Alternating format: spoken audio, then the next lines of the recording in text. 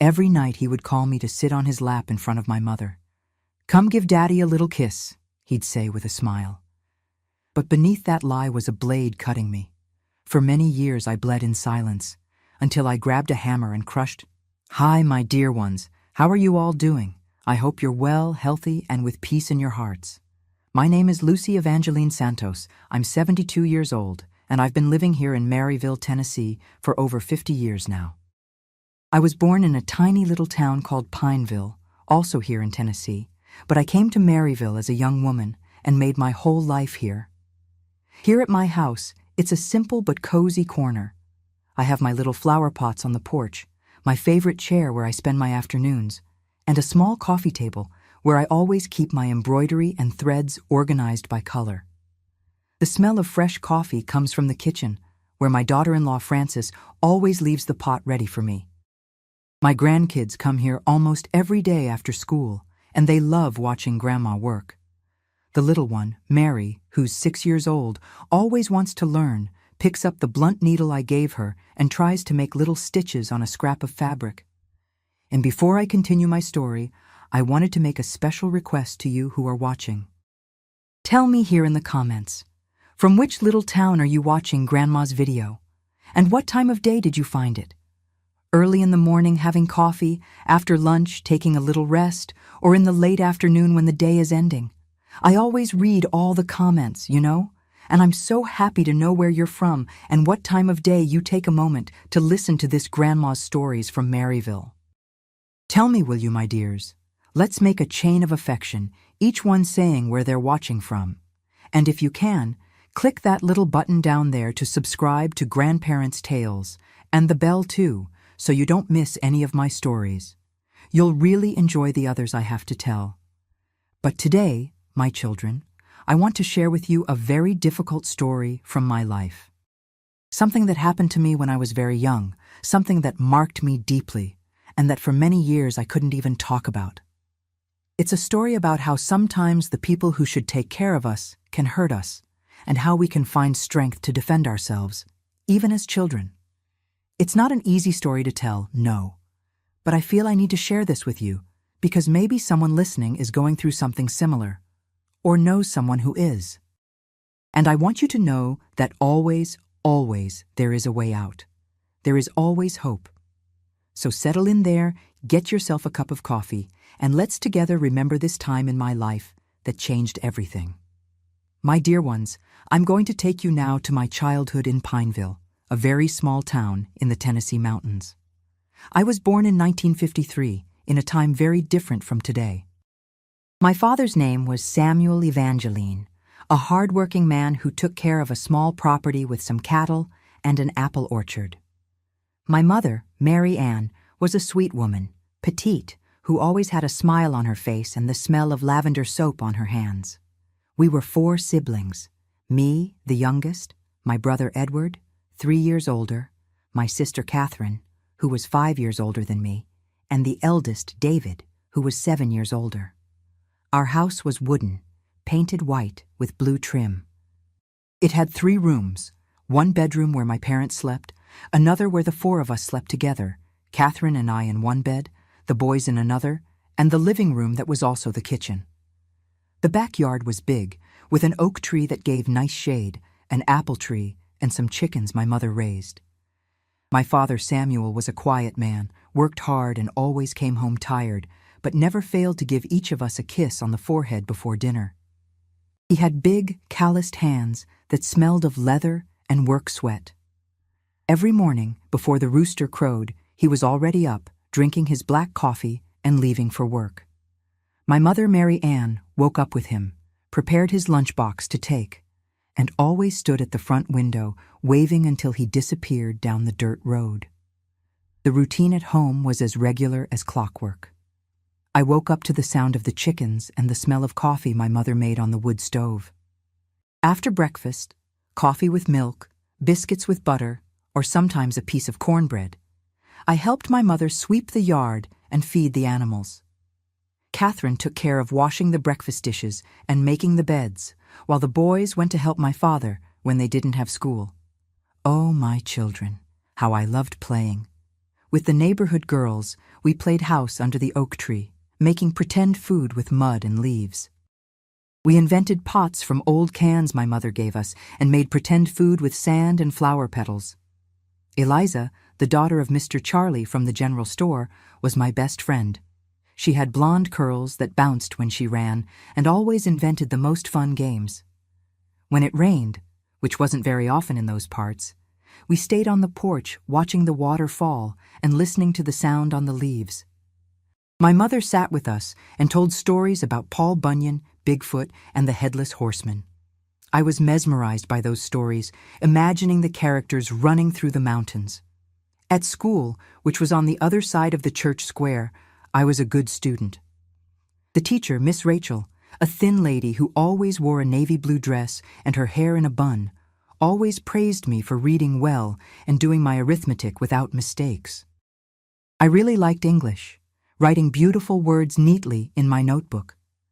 But when I was about 6 years old, something happened that changed our whole family. My father Samuel had a heart problem, a heart attack, as they called it back then.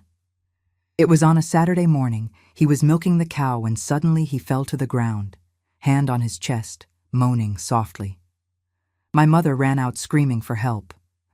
The neighbors came, carried him to the Pineville hospital, but by the time they got there, he had already gone to be with the Lord.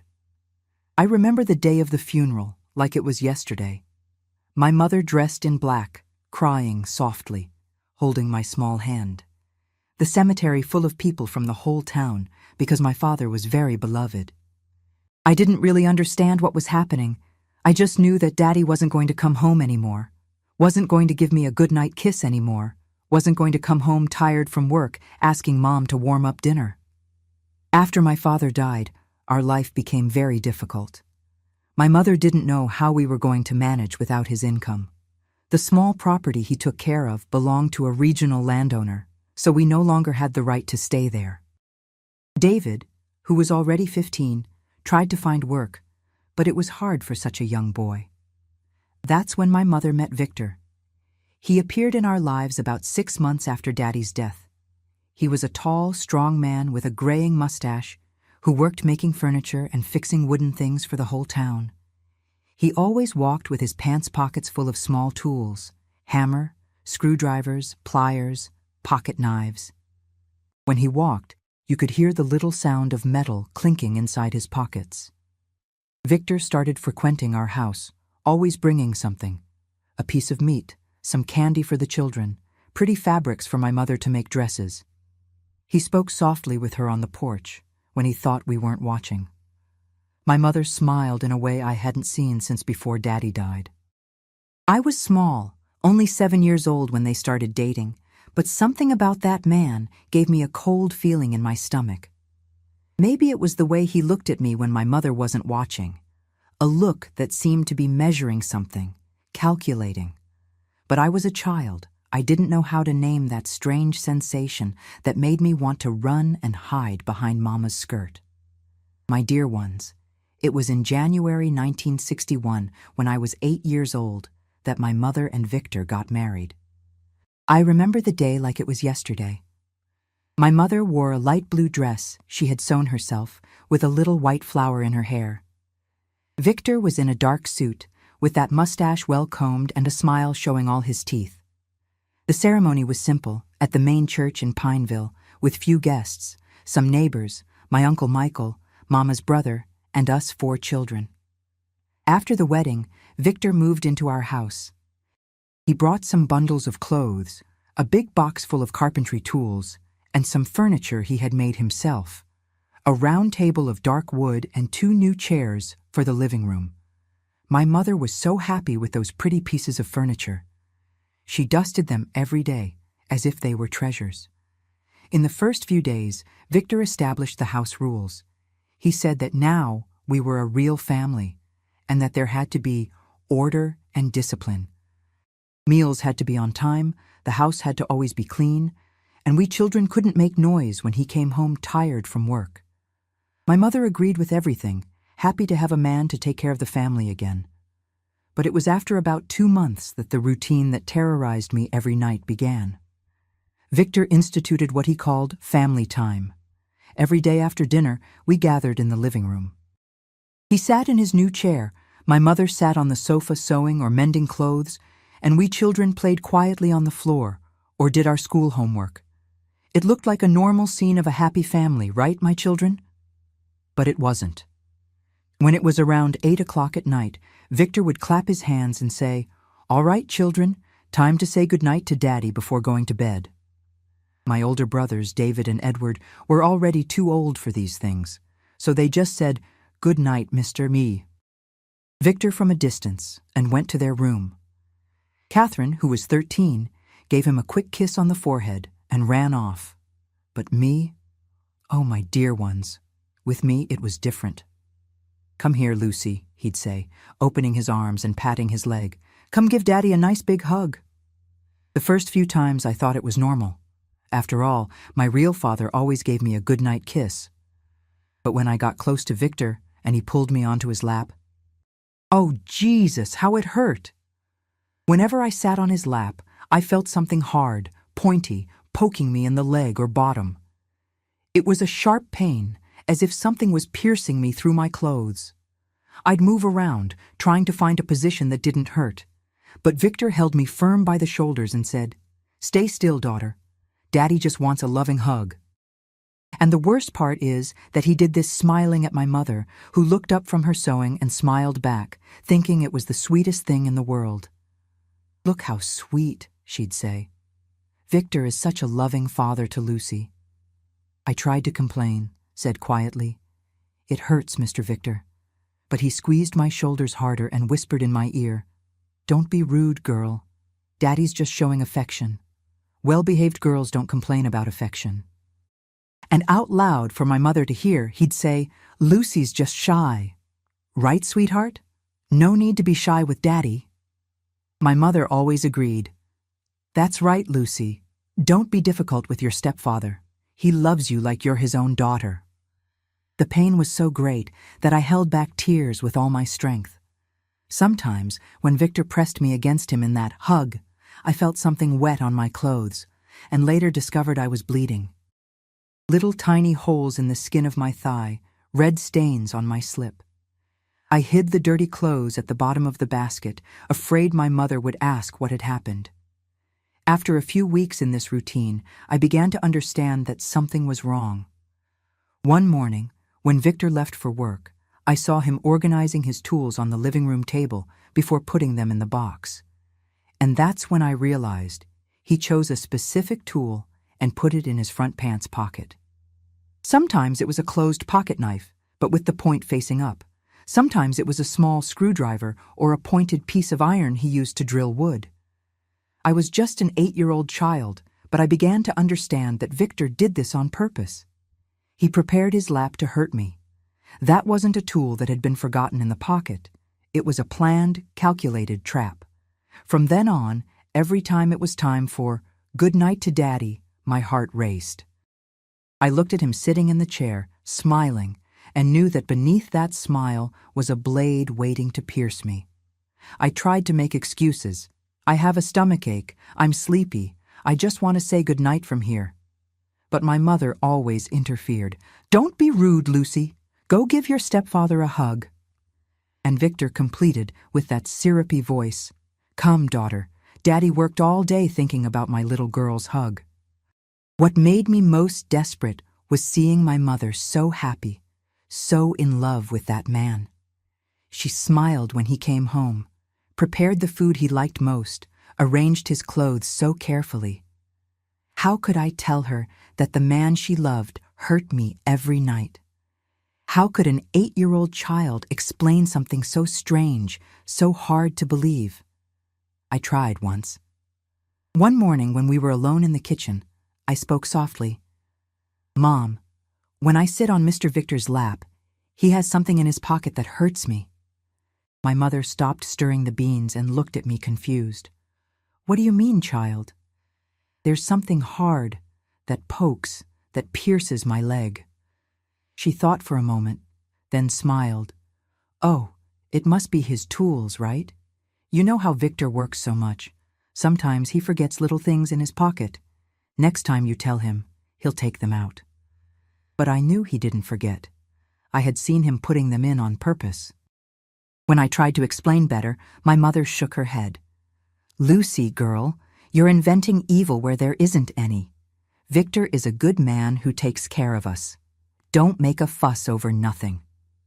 That's when I understood I was alone in this. That nobody was going to believe an 8-year-old child telling such a strange story. And that every night, after dinner, I was going to have to face that torture chair that Victor had turned his own lap into.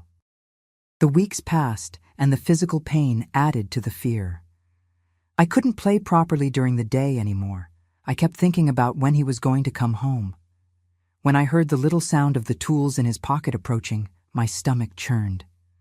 At school, the teacher, Miss Rachel, noticed I was quieter, more distracted, but when she asked if I was okay, I just shook my head and said yes. My dear ones, the years that followed were the most difficult of my life. From 1961 until 1968, from age 8 to 15, I lived that nightmare every night. Victor perfected his cruelty in a way that still gives me chills to remember. He started varying the tools he put in his pocket as if testing which caused the most pain. Some nights it was a thick nail with the point facing up. Other times it was an iron file with rough edges, or even small pieces of glass he wrapped in thin cloth. The glass was the worst of all. It cut the skin even through clothes, leaving little red scratches on my legs that burned for days. As time went by, Victor became more confident, bolder. He prolonged those hugs that before lasted only a few seconds. Now he held me on his lap for 5-10 minutes, pretending to be talking with my mother about his workday, about the furniture he'd made, about the neighbors. And I was there, trying not to move, feeling the pain grow with each minute, sometimes biting my tongue until it bled so I wouldn't scream. "My, how Lucy has grown," he'd say to my mother, pressing me harder against the cutting object. "She's almost a young lady, isn't she, Mary Ann? But she's still Daddy's little girl, right, daughter?" And he'd rock me gently on his lap, making the tool press even harder against my skin. My mother would smile, thinking it was the height of affection. "It's true she's growing too fast, but she'll always be our baby, right, Lucy?" I had to agree, had to smile, had to pretend I was enjoying it, while I felt my clothes getting wet with my own blood. Victor also started making strange comments during those moments. He'd whisper in my ear things like, "Daddy needs to teach his daughter discipline, right? Obedient girls don't complain about anything." Or, "If you're a good girl and stay quiet, Daddy will be more affectionate." And the word affectionate in his mouth always came with a harder pressure from the tool against me. Sometimes, when the object in his pocket managed to hurt me deeper, I couldn't hold back a little moan of pain. In those moments, Victor quickly spoke loudly to my mother. "Lucy's getting sleepy, right, daughter? Daddy knows when his daughter is tired." And my mother, without looking up from her sewing, would respond, "Yes, she works so hard at school, poor thing. Take her to her room, Victor." But he never took me to the room immediately. First, he stayed a few more minutes torturing me, whispering, "See? Not even your own mother cares if you're suffering. Only Daddy knows how to take care of you properly." The isolation I felt was terrible, my children. My older siblings already had their own concerns. David, who was 19, had found work on a farm and was almost never home. Edward, at 18, spent the whole day helping Victor in the carpentry shop and came home dead tired. Catherine, who was already a young woman of 20, was always dating a boy from town and thinking about marriage. Nobody paid attention to the quiet girl I had become. At school, my grades started to drop because I couldn't concentrate. I kept thinking about when I was going to get home, about dinner time, about good night to Daddy time. Miss Rachel asked a few times if I was okay, if there was any problem at home. But how could I explain something so strange, so impossible to believe? The marks on my body accumulated over the years.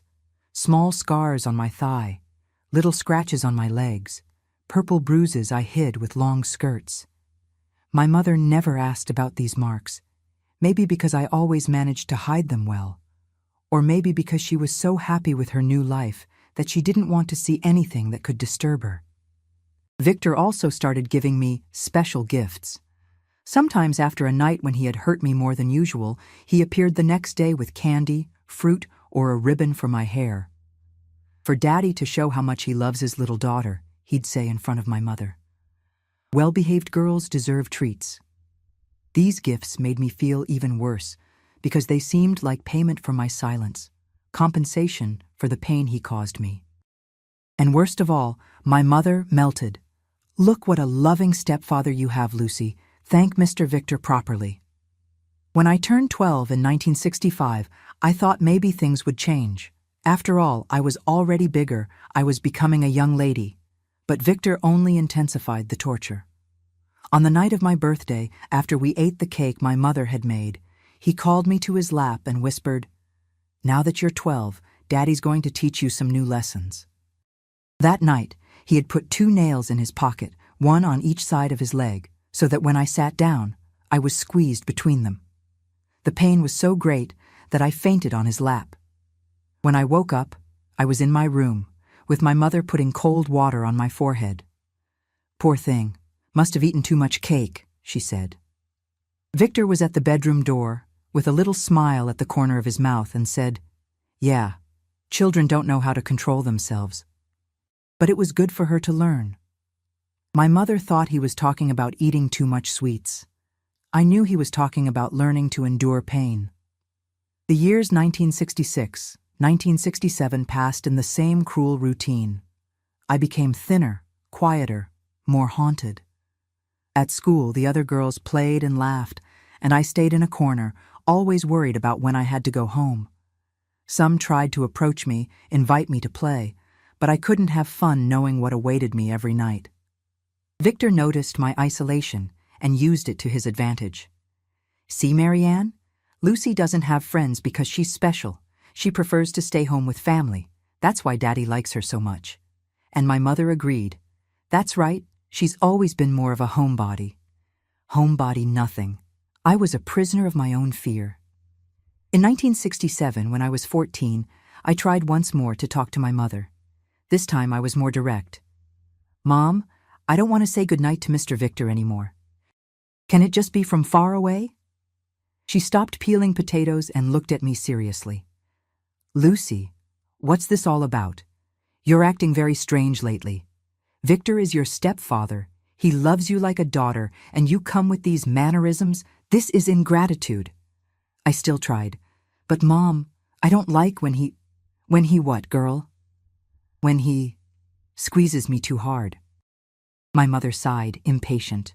"Lucy, for the love of God, the man works all day to support this family, comes home wanting affection from his daughter, and you come with nonsense?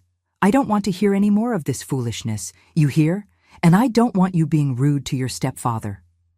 That's when I definitively understood I was completely alone, that I could scream, could cry, could bleed, but nobody was going to save me from that situation.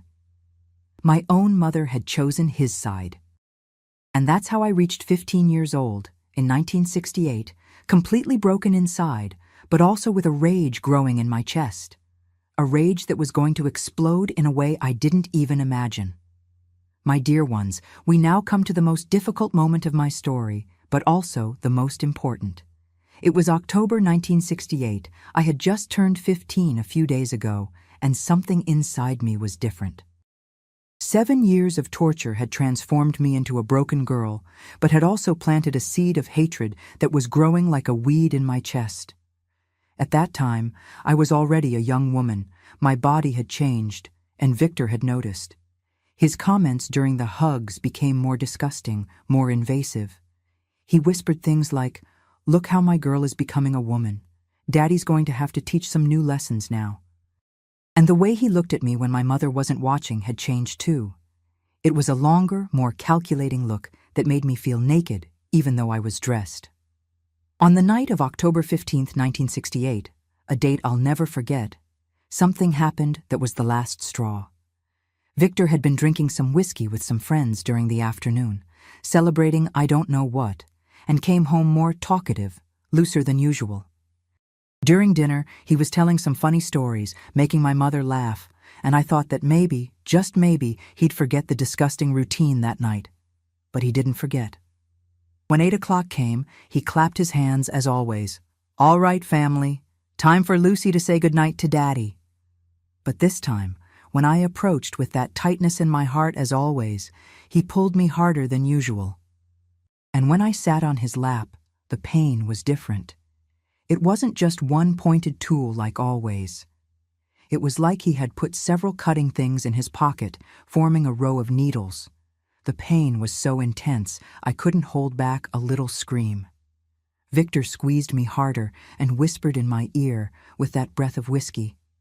"Quiet, girl. Daddy put a special surprise today in honor of your birthday. You're already a young lady.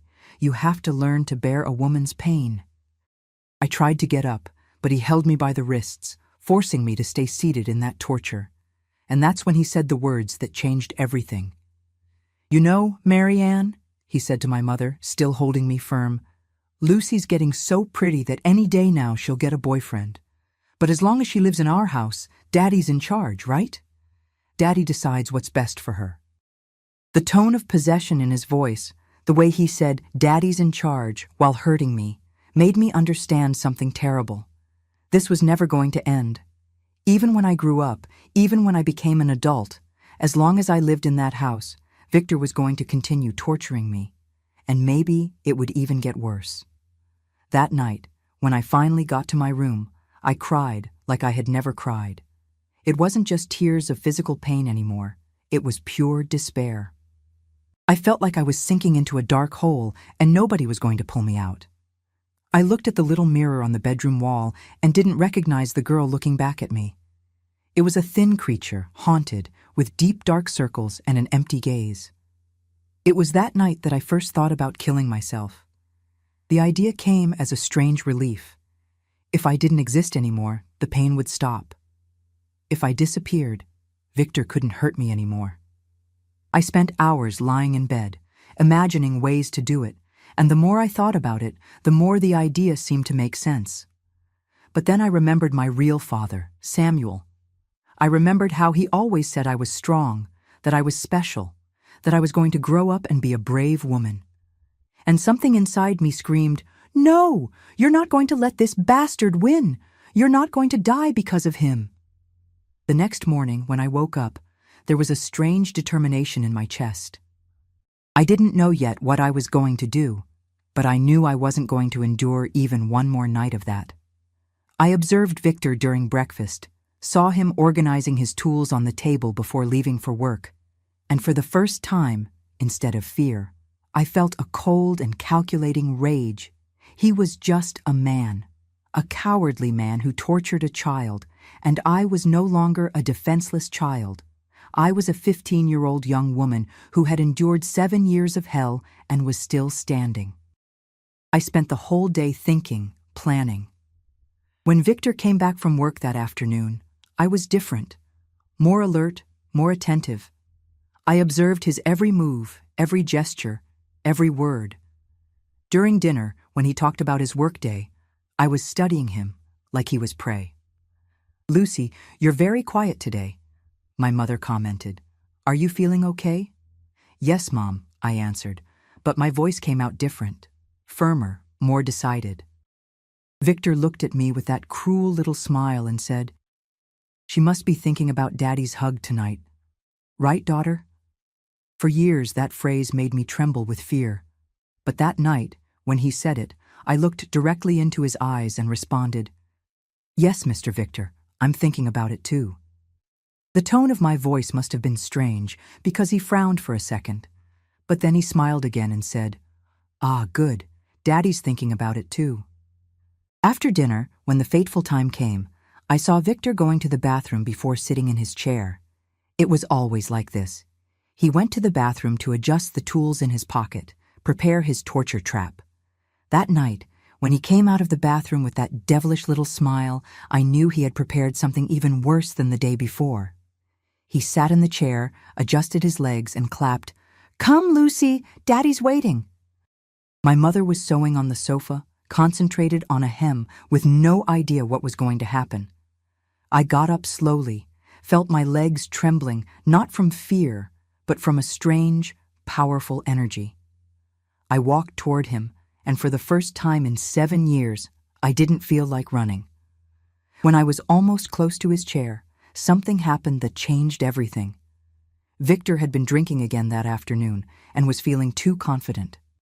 He said out loud, for my mother to hear, "Mary Ann, look at this. I'm going to teach our Lucy how to sit properly on Daddy's lap. She's becoming a young lady, needs to learn to behave like a woman." And then he did something he had never done before. He showed my mother what he had in his pocket. He pulled out a pointed piece of iron, kind of rusty, and said, "Oh, I left this here by mistake.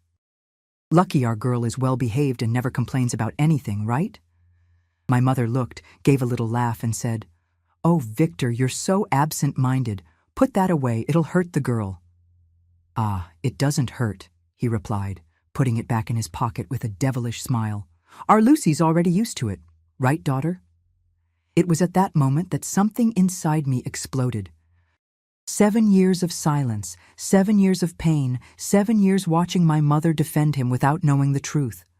She had just seen proof of his cruelty and still treated it like it was an accident. I looked around the living room and saw, leaning against the wall, the toolbox Victor had left open after work.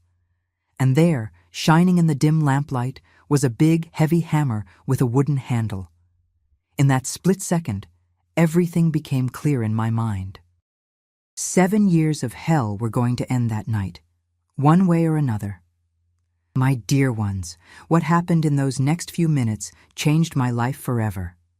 While Victor was sitting in his chair, adjusting his posture and waiting for me with that devilish smile, I walked to the toolbox. My mother continued sewing, oblivious to everything, and Victor was so confident, so sure I was going to be the same submissive girl as always, that he didn't even pay attention to what I was doing. "Come on, Lucy," he said, patting his leg where I knew another pain trap was hidden. "Daddy doesn't have all night. Tomorrow I have to wake up early for work." I picked up the hammer with both hands. It was heavier than I imagined, with the rough wooden handle full of splinters and the cold iron head reflecting the dim lamplight. I felt its weight, the solidity, the power that tool represented. For the first time in 7 years, I had in my hands something that could cause pain instead of receiving it. "Coming, Mr. Victor," I replied, hiding the hammer behind my back. My voice came out strangely calm, almost sweet, as if I were the same obedient girl as always. "Just fixing something here first." He laughed, a low and cruel laugh I had heard 1,000 times before. "What's this, girl? Don't be shy with Daddy. You're already a young lady. You don't need to have these silly hesitations anymore. Come here and he'll teach you how to sit properly on his lap." Those words, "already a young lady," made me remember all the disgusting comments he had made in recent weeks. How he looked at my changing body, how he whispered in my ear about new lessons he was going to teach me. I felt the rage rise up my throat like bitter bile. I walked toward him, slowly, feeling my heart beating so hard it seemed like it was going to explode in my chest. But it wasn't fear. It was a mixture of pure rage, determination, and something I had never felt before. The feeling that I was going to take control of my own life. Each step I took toward that cursed chair was a step toward my freedom.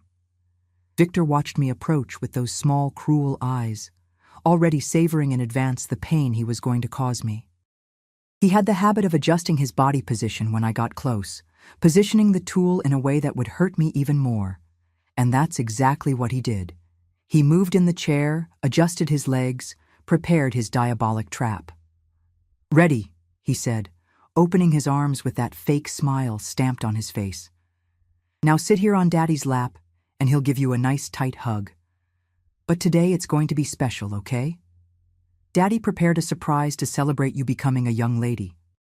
And it was at that moment, my children, that 7 years of silence, 7 years of pain, 7 years of humiliation, 7 years of sleepless nights in fear, 7 years of clothes stained with blood, 7 years of scars on soul and body exploded inside me like a volcano that had been dormant too long. Instead of sitting on his lap, I spun my body with all the strength I had accumulated in these 15 years of life and struck a brutal blow with the hammer exactly where I knew the pointed iron was, right in the middle of his right thigh. I put in that blow all the pain I had felt, all the rage I had swallowed, all the hatred that had grown in my chest during those years of hell. The sound was terrible and satisfying at the same time. The metallic sound of the hammer crushing the tool against the bone of his leg, mixed with the dry crack that I knew was the bone breaking, followed by a scream that must have woken up the whole neighborhood and made all the dogs on the entire street bark in fright. Ah! Victor howled like a pig being slaughtered, writhing in the chair and almost falling to the floor. "My God! My leg! Help! Mary Ann! Help!" Blood began to run from under his pants, forming a red puddle on the dirt floor. He tried to hold his leg with both hands, but the pain was so great he couldn't even touch the spot. My mother dropped her sewing on the floor and jumped from the sofa, as if she'd been shocked, with her eyes wide with terror. "Lucy! What did you do, girl? Have you gone crazy? Drop that hammer!" But I didn't drop it. I held it even tighter with both hands and shouted back with a voice I didn't even know existed inside me. "Look at his pocket, Mom!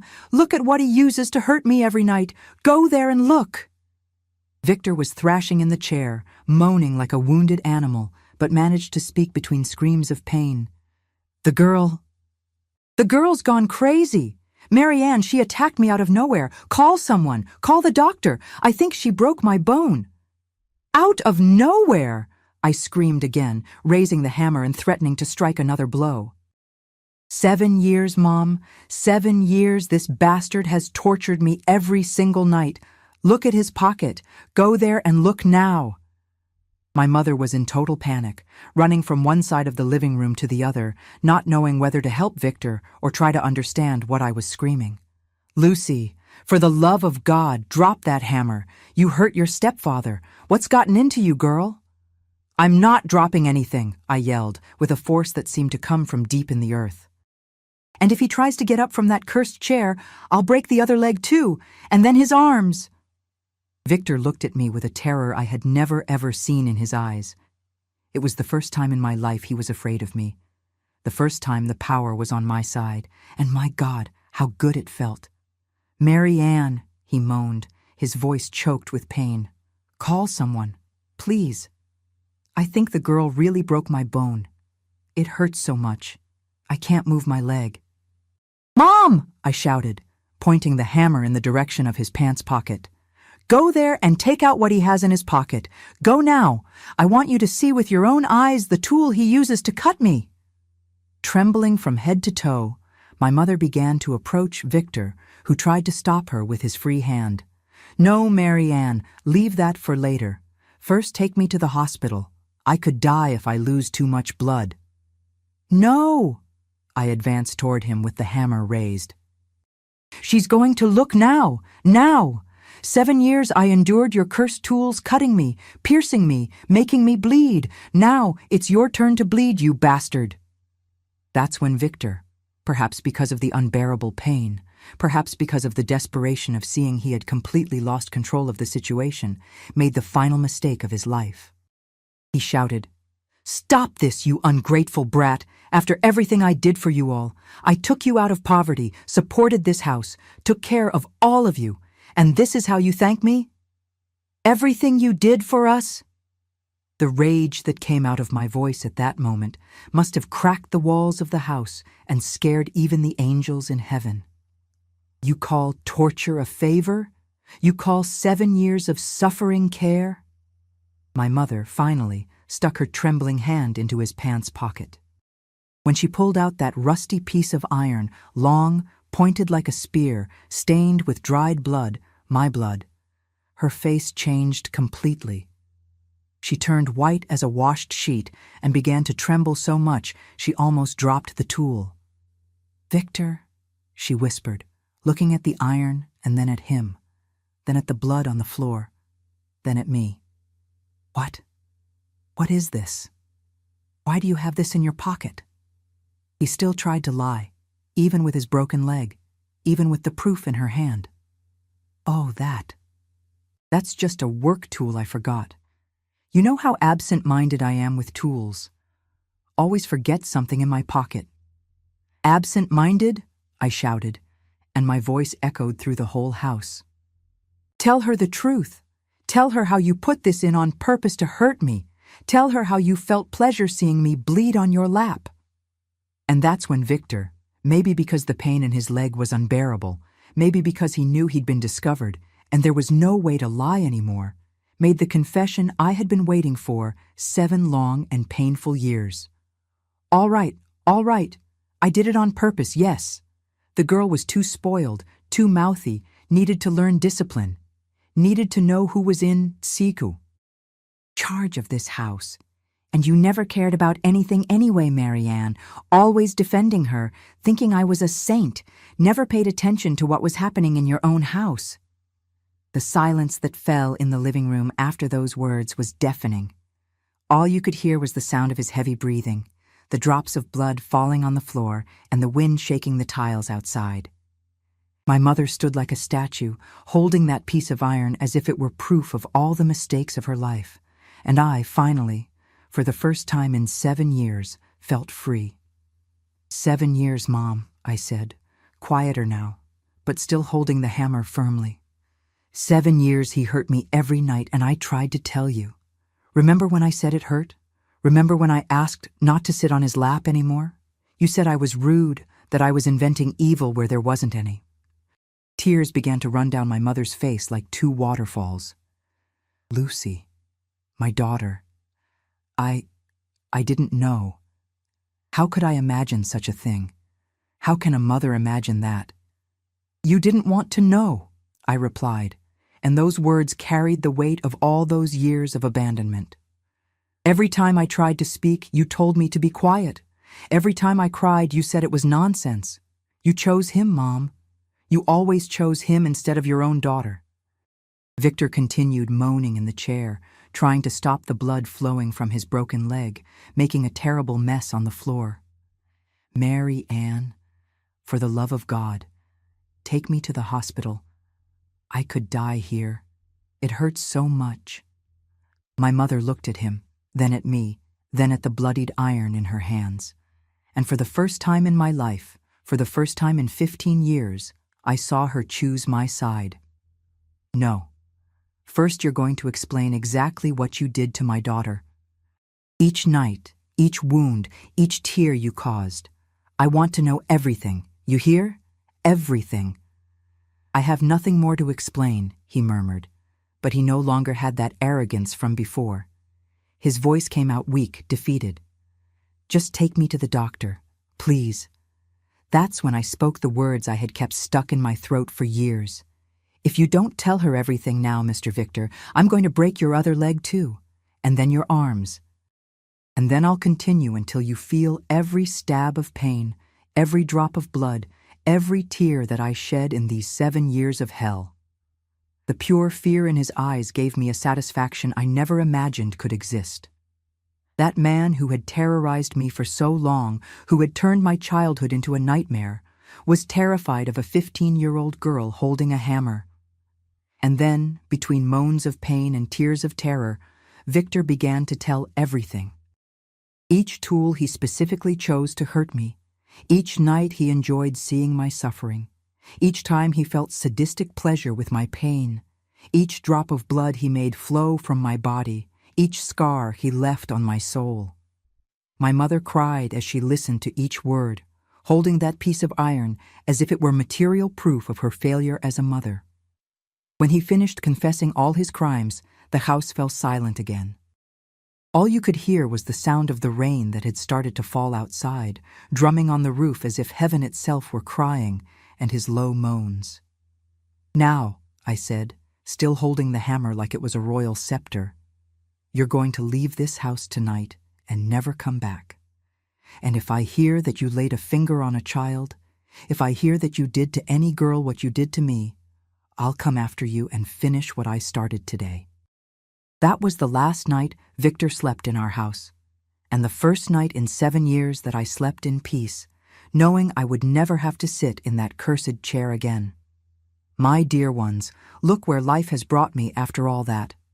Today, at 72 years old, here in Maryville, Tennessee, I have a life I never imagined would be possible that terrible night in October 1968. When I broke that evil man's leg and he left our house never to return, I had no idea I was opening the door to a whole life of peace and happiness. After Victor left, my mother herself helped him out, said that if he tried to come back, she herself would call the police. Our life changed completely. The first few months were difficult, I won't lie to you. My mother cried a lot, blaming herself for not having noticed what was happening. She always repeated, "How was I so blind, Lucy? How can a mother be so blind?" But I had already forgiven her, you know, because when the truth appeared, she chose to stay on my side, and that meant the world to me. In 1970, when I was 17, I met the man of my life, Raymond Peter Santos. Oh, my children, what a handsome and hard-working young man. He was 3 years older than me, son of a family of farmers from a neighboring town, and had come to Pineville to work on a cotton farm. Black hair, light eyes, always with a smile on his face, and a kind word for everyone. The first time Raymond saw me, I was at the town general store buying thread for my mother, who had taught me to sew to help support the house. He approached all awkward and said, "Miss, do you know where Mr. Michael's house is, who sells tools?" When I answered, he kept looking at me in such a sweet, respectful way that my heart raced. But it wasn't fear like before. It was pure joy. We dated for 3 years, always with great respect, lots of good conversation. Raymond knew I had been through difficult things in childhood. I told him about Victor, of course, and he never pressured me, never rushed me. "Lucy," he'd say, "you set the pace of our relationship. I'll wait as long as it takes for you to feel safe with me." And look, my dear ones, how different it is when a real man loves you. He made me feel protected, respected, loved in a clean and beautiful way. We got married in March 1973 in a beautiful ceremony at the main church in Pineville, the same one where my mother had married Victor years before. But this time it was different. It was true love. It was a good man entering my life. I wore the dress I sewed myself, white with lace, and a veil that had been my grandmother's. Raymond looked handsome in a suit, borrowed from his older brother, and when the preacher asked if I accepted him as my husband, my voice came out firm and clear. "I do." Soon after the wedding, Raymond got a job at a transportation company here in Maryville.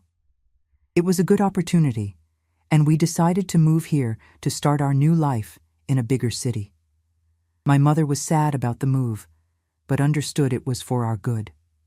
"Go, my daughter," she said on the day of our departure. "Go be happy away from those bad memories. You deserve all the happiness in the world." We arrived in Maryville in April 1973 with 2 suitcases of clothes and lots of hope in our hearts. We rented a small house in the Everett neighborhood, near downtown. It was 3 simple rooms, but it was ours. Raymond worked as a driver, left early and came back in the late afternoon, always bringing some news from the street, always with a loving kiss for me. In 1975, God blessed me with the arrival of my first son, Frank. Oh, my dear ones, what immense joy when I held that little boy in my arms. Raymond cried with me at the hospital, saying, "Look at our gift from God, Lucy. We're going to raise him with lots of love." And we did. Frank grew up strong and healthy, an intelligent and obedient boy. 2 years later came my second blessing, Frances. I named her in honor of her brother. And in 1980 came the youngest, little Raymond, just like his father in stubbornness and affectionate ways. Our little house was getting small with 3 children, so Raymond managed to buy a lot in the neighborhood where we live today, and little by little we built our own house, brick by brick, with great sacrifice, but with great love. It was during the construction of the house that I began to dedicate myself more to embroidery. I needed to help with expenses, so I started making trousseaux for brides, table sets, christening towels. The neighbors liked my work so much that soon I had orders until I couldn't take any more. And I discovered that embroidering wasn't just work. It was therapy for my soul. Each stitch I made was as if I were sewing my own healing, you know? Raymond always supported me in everything. "You have a gift in your hands, woman," he'd say, watching me work on the porch after the children slept. "You turned simple cloth into a work of art." He installed a brighter lamp on the porch just so I could embroider at night, arranged a special little table to keep my threads organized by color. He never complained when I stayed up late working, never said I should stop doing this or that. The years passed so fast. My children grew up, studied, got married, gave me the most beautiful grandchildren in the world. Frank became a mechanic, has his own shop, and 2 children, John, 15 years old, and Maria, 12. Frances graduated as a teacher, married a very good young man, and gave me 3 granddaughters, little Mary, who you already know, 6 years old, Anne, 9, and Grace, 11. And my youngest Raymond works at a building materials store, has a small daughter, Lucy, yes, they named her in my honor, who's only 3 years old and is the cutest thing in this world. My dear Raymond left us 5 years ago, in 2020. It was his heart, like what happened with my father when I was a child. But what a beautiful life we had together. 47 years of happy marriage, companionship, true love. He died sleeping, without pain, in our bed, holding my hand. The next day, I found a little note he had left in the bedside table drawer. "Lucy, my love, thank you for making me the happiest man in the world. Take good care of our children and grandchildren. I love you forever." Today, I live here in this same house we built together, in the Sinha Saboya neighborhood. This is where we moved when the children grew up.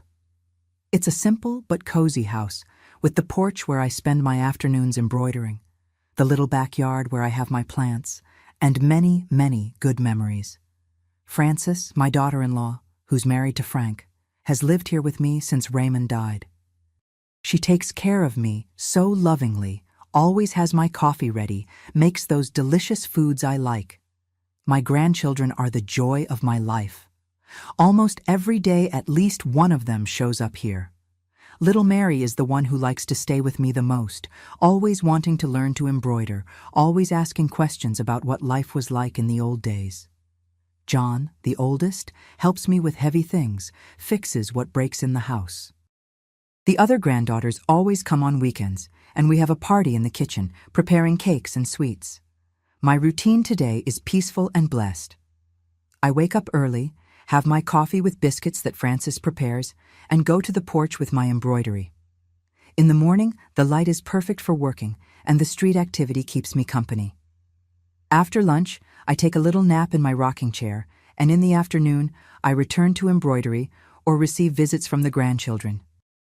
Sometimes, when I'm here alone embroidering, I remember that 15-year-old girl who grabbed a hammer to defend her own life. And I'm so proud of her. I'm proud of having had courage, of not having let myself be broken, of having fought for my freedom. All the pain was worth it, because it brought me here, to this life full of love and peace. My dear children who are listening to me, after telling you this whole story, my heart is full of many things I need to say. First, I want you to know that if I was able to share this great pain, it was because it became strength. It became courage. It became the certainty that nobody but nobody has the right to hurt a child. If there's someone out there watching this video who is going through something similar, or if you know a child who is being hurt by someone in the family, please don't stay silent like I did for 7 years. Seek the authorities in your area. Look for organizations that protect children. Talk to teachers, to trusted neighbors. In any country in the world, there are people ready to help. Silence only helps those who do evil. Look, during all these years that have passed since that night when I grabbed the hammer, I learned some very important things about life. I learned that pain, even the most terrible, can be transformed into wisdom. I learned that when we face our fears head-on, they lose power over us. I learned that even in the darkest moments of our life, there is always a spark of hope waiting to be lit. I learned that having courage doesn't mean not feeling fear. It means acting even while feeling fear. That night in October, I was terrified, but I did what had to be done. I learned that sometimes we need to break the things that break us, literally, to be able to free ourselves. I learned that forgiving doesn't mean forgetting, but means choosing not to let anger poison the rest of our life. I learned that true love exists, yes, my children. After so much pain, God put Raymond in my path to show me that not every man is like that bastard. There are good men, men who protect, who love, who respect. I learned that real family is the one that stays by our side when the truth appears, like my mother did that night. And I learned mainly that our story doesn't need to be defined by the bad things that happen to us. I could have stayed trapped in that pain forever, could have let those 7 years of suffering define the rest of my life. But I chose differently. I chose to build a new life, a loving family, a home full of peace. Today, when I look at my hands embroidering, I remember they're the same hands that held that hammer. They're hands that knew violence, but chose to create beauty. They're hands that bled, but today only spread affection for my grandchildren. That's what I want you to understand. We can choose what to do with our pain. My dear ones, if you've come this far with me in this story, it's because you have a good heart and know how to recognize when someone needs to be heard. Now I need you for something very important. Subscribe to Grandparents' Tales. Activate the notification bell, because stories like this need to be told. There need to be brave people to talk about these things that many people prefer to pretend don't exist. And do me a special favor, write there in the comments, just the word courage, like that, really big, if you watched until the end and understood Grandma's message. I want to see how many brave people are watching me, people who aren't afraid to hear the truth, no matter how painful it is. That word will be our secret code, okay? Only those who watched everything to hear will know why they have to write courage. And if you know someone who needs to hear this story, share it with that person. Sometimes it's a word of encouragement that's missing for someone to take action and change their own life. Remember, dignity and respect are universal values, no matter where you are in the world. Together, as one big global family, we can protect those who need it most. Do this now. Don't wait another minute. Grandma Lucy will be here waiting for you to always come back to hear more stories. A big kiss to each of your hearts, and remember, you are stronger than you imagine. For 10 years, my grandfather touched me and whispered in my ear, "Alina, you came back to me." I cried, screamed that I was Alice, not my twin sister who had drowned. I thought he had gone mad with grief. But when I found what he was hiding in the basement, I discovered he was never crazy. He was a lucid monster. Hi, my dear ones. Hi, my sweethearts. Go ahead and get comfortable because Grandma Alice is going to tell you a story today. A heavy story that I've carried for many years, but one that needs to be told. My name is Alice Medford. I'm 78 years old, and I live here in Eagle River, Wisconsin, the same town where I was born back in 1947. You see, Eagle River is a town in northern Wisconsin, cold enough to ache your bones in winter, with that fog that seems to cover the old secrets we keep in our hearts. This is where I still live today, in the same region where everything happened, where I buried my past and tried to be reborn. Nowadays, my routine is simple and brings me some peace. Every morning, after I have my hot coffee with homemade bread, I pick up my crochet basket and go to the living room. I make rugs, tablecloths, those doilies we used to make back in the day. I learned from my mother when I was a girl, and today crochet is what keeps me sane, you know? It's my therapy, my meditation. Each stitch I make, it's like I'm sewing back together the pieces of my soul that were torn apart. Oh, and before I continue my story, I wanted to make a special request of you. If you're enjoying listening to me, click that like button down there and subscribe to Grandparents' Tales, okay? Turn on the notification bell too, because I have other stories to tell, stories that might help someone who knows. And tell me here in the comments, what little town are you watching from? And what time of day did you find Grandma's video? Is it in the morning, having coffee, or in the evening, after work? I always read all the comments, and I'm so happy to know where you're from, to know there are people from all over America and even abroad listening to me. Tell me, okay?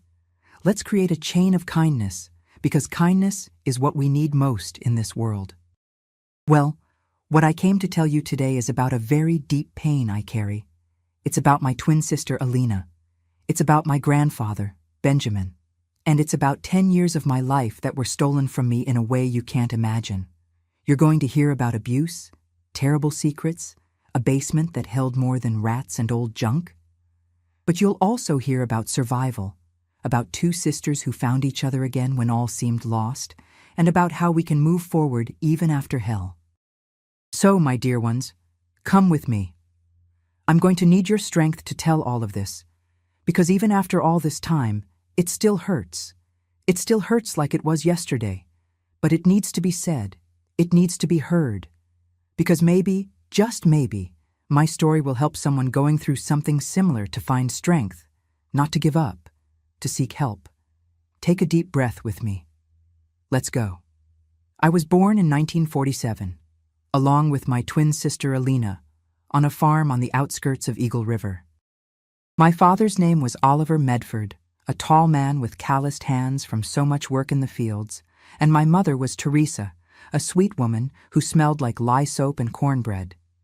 We lived in a large wooden house with those wide boards that creaked when we ran from room to room. The house had been built by my grandfather Benjamin decades earlier, when he arrived on these lands with his wife, my grandmother Clara, who died in childbirth when my father was still a child.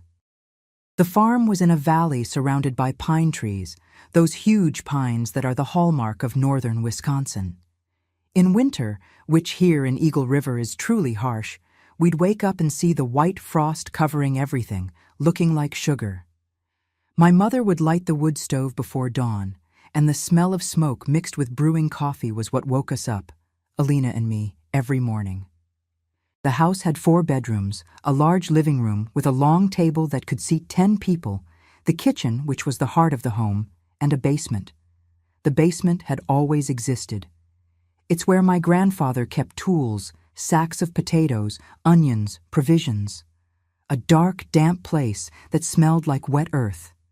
We never liked going down there. My father would say, "Girls, be careful with those stairs, okay? They're dangerous." And we obeyed. Obedient children don't go down where they shouldn't, right? Alina and I were inseparable, identical twins. The only difference was that I had a tiny mole behind my right ear, and Alina didn't. My mother put gold earrings in my ears when I was born, and silver ones in Alina's, just so she could tell us apart when we were babies. But as we grew, our personalities became different. I was quieter, more likely to stay close to Mom helping with household chores. Alina was wild, liked to run in the pasture chasing chickens, climbing trees, getting all muddy. Our routine was simple but happy. We'd wake up early, have coffee with milk fresh from the cows, homemade bread with butter made by Mom, sometimes a piece of cheese. Then, if it was a weekday, we'd go to the little schoolhouse about 2 miles away, a 1-room wooden building with just one teacher, Mrs. Norma, who taught all grades together. We walked hand in hand, Alina and I, along the dirt road that cut through neighboring farms. When we returned from school, around 11:30, noon, lunch was ready. Rice, beans, pot roast, fried cornmeal mush. My mother cooked like a blessing. After lunch, we had to help. I washed dishes, Alina swept the floor, we took turns. In the afternoon, if there was time left, we played. And how we played, my God. We had rag dolls that Mom made for us, but what Alina really liked was playing by the river. Ah, the river, Pine River, which cut through our farm at the back, passing through an area of dense woods. The water was dark, cold, ran fast in some parts, and my father always warned, "Don't go to the river alone, you hear? That's treacherous." But Alina loved it. She'd stay on the bank, wetting her feet, collecting colorful pebbles. I'd go along, but always afraid. There was something about that river that gave me chills. My grandfather Benjamin lived with us. He was a serious man, of few words, already elderly at that time, must have been in his early 60s. He worked little because his back couldn't handle the weight of the hoe anymore. He spent his days sitting on the porch, smoking his hand-rolled cigarettes, looking at the horizon. He was affectionate with us when we were small, you know. He called us my beautiful granddaughters, brought honey candy from town when he went to downtown Eagle River to sell farm products. Alina and I liked him. He told stories from the old days about how he'd pioneered those lands, planted every tree, built every fence. We listened with shining eyes. We had some friends in the neighborhood, other children from nearby farms.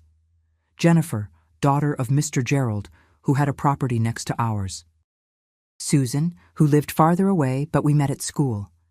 We played Ring Around the Rosie tag house. On weekends, if there was a church social at St. John's, there in the nearest village, we'd go all dressed up, in print dresses, our hair tied with ribbons. We were happy in our simplicity. Eagle River in the 50s was like that, my dear ones. Country life, farm life, where everyone knew each other and helped each other. But you know when you feel something is wrong, even without being able to explain it? When I was about 10, 11 years old, I began to notice a different way my grandfather looked at Alina. It wasn't the look of an affectionate grandfather. It was something else. A longer look, more intense. He'd ask her, "Alina, come here, sit on Grandpa's lap." And she'd go, innocent. He'd run his hand through her hair slowly, smell it, close his eyes. I'd watch without understanding.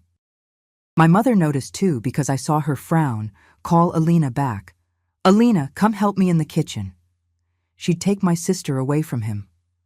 Once I heard my parents talking quietly in their bedroom at night. I had woken up to drink water and stopped in the hallway when I heard my father say, "Teresa, your father-in-law is acting strange with the girls, especially with Alina." And my mother replied, "I know, Oliver, I've noticed. I'll keep an eye on it. But he's old. It must just be excessive grandfather affection." My father grumbled something I couldn't hear, and I went back to my room with a knot in my chest I couldn't explain. Alina never complained about anything, but I noticed that she sometimes avoided being alone with Grandpa. When he called, she'd make excuses. "Grandpa, I can't right now. I have to help Mom." Or she'd pull me along. "Alice, come with me." As if she needed me near her. The years passed. Alina and I grew up. Our bodies changed. We became young ladies. And Grandfather Benjamin's look also changed.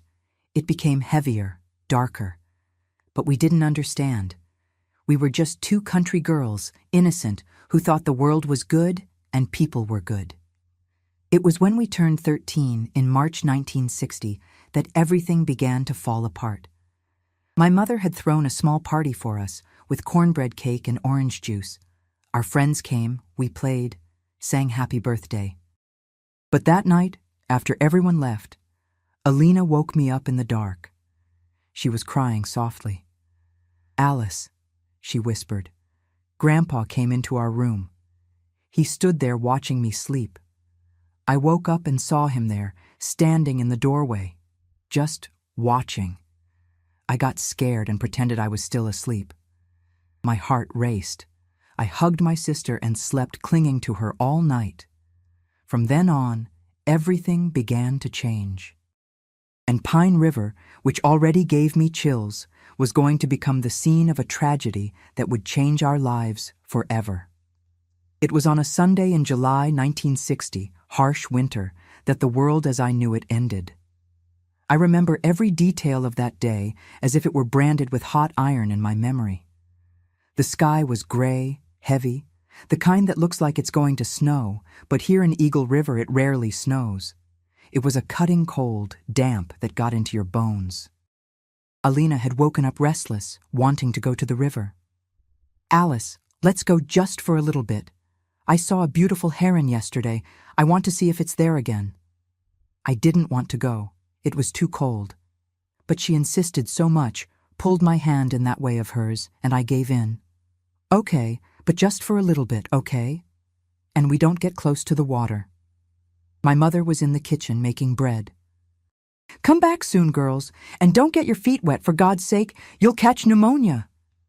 We went down the trail that led to the river, passing through the pine forest. The ground was covered with fallen pine cones, and our steps made noise on the dry leaves. We reached the bank. The river was fuller because of the rains from the previous week. The current was strong, the dark water making that constant sound of an angry river. Alina stayed on the bank, crouched down, looking for the heron with her eyes. "It's not here today," she said, disappointed. That's when we heard Grandfather Benjamin's voice. "Alina, Alina, come here." He had come after us, appeared on the trail walking slowly. Alina looked at me, and I saw fear in her eyes. That fear she'd been feeling for months. "Let's go, Alice," she whispered. But Grandpa was already close. "Alina, I need to talk to you. Alice, go back to the house." "Let me talk to your sister here for a moment." I didn't want to leave. But he was our grandfather. He was the authority. I was a 13-year-old girl, obedient. "Go, Alice," Alina said, trying to smile. "I'll be back soon." It was the last time I heard her voice for 10 years, the last time I saw that smile. I went back to the house, but I was restless. Half an hour passed. An hour. Alina didn't come back. I went to the kitchen. "Mom, Alina hasn't come back yet." My mother frowned. "What do you mean? Where is she?" "She stayed at the river with Grandpa." My mother's face changed, turned white. "Oliver!" She screamed for my father, who was in the pasture. "Oliver, come here now!" We all ran down to the river. My grandfather was there, sitting on a rock, his head in his hands, sobbing. "She fell!" he shouted when he saw us. My God, she slipped on the rock and fell. The current took her. I tried to grab her, but the water was too strong. My father threw himself into the river, searching, screaming Alina's name. I stood paralyzed on the bank, looking at that dark water, feeling my world collapse. They called the neighbors. Mr. Gerald came with other men. They searched the rest of the day, went into the river with ropes tied around their waists, searched miles downstream. Nothing. No sign of Alina. The water had swallowed my sister. My mother fell to her knees on the ground, tearing her throat from crying so much. I couldn't cry. I was in shock, mute, hugging my own body, trembling with cold and horror. They searched for 3 days. Divers came from town. Nothing. The body didn't appear. The sheriff came, asked questions. My grandfather repeated the same story, crying, "She slipped. I tried to hold her, but I couldn't." The sheriff wrote everything down, ruled it an accidental drowning, declared my sister dead, even without a body. "It happens a lot in rivers with strong currents," he said. "The body could have gotten stuck under some rock at the bottom or been carried very far away."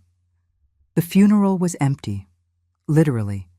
There was a casket, but it was empty. My mother wanted to do it anyway, needed a ritual, a place to cry, to leave flowers. We buried that empty casket in the St. John's Church cemetery. I remember looking at that hole in the ground and thinking, my sister isn't there. She's somewhere at the bottom of the river, alone, cold. The guilt consumed me. Why did I leave her alone with him? Why did I obey and leave?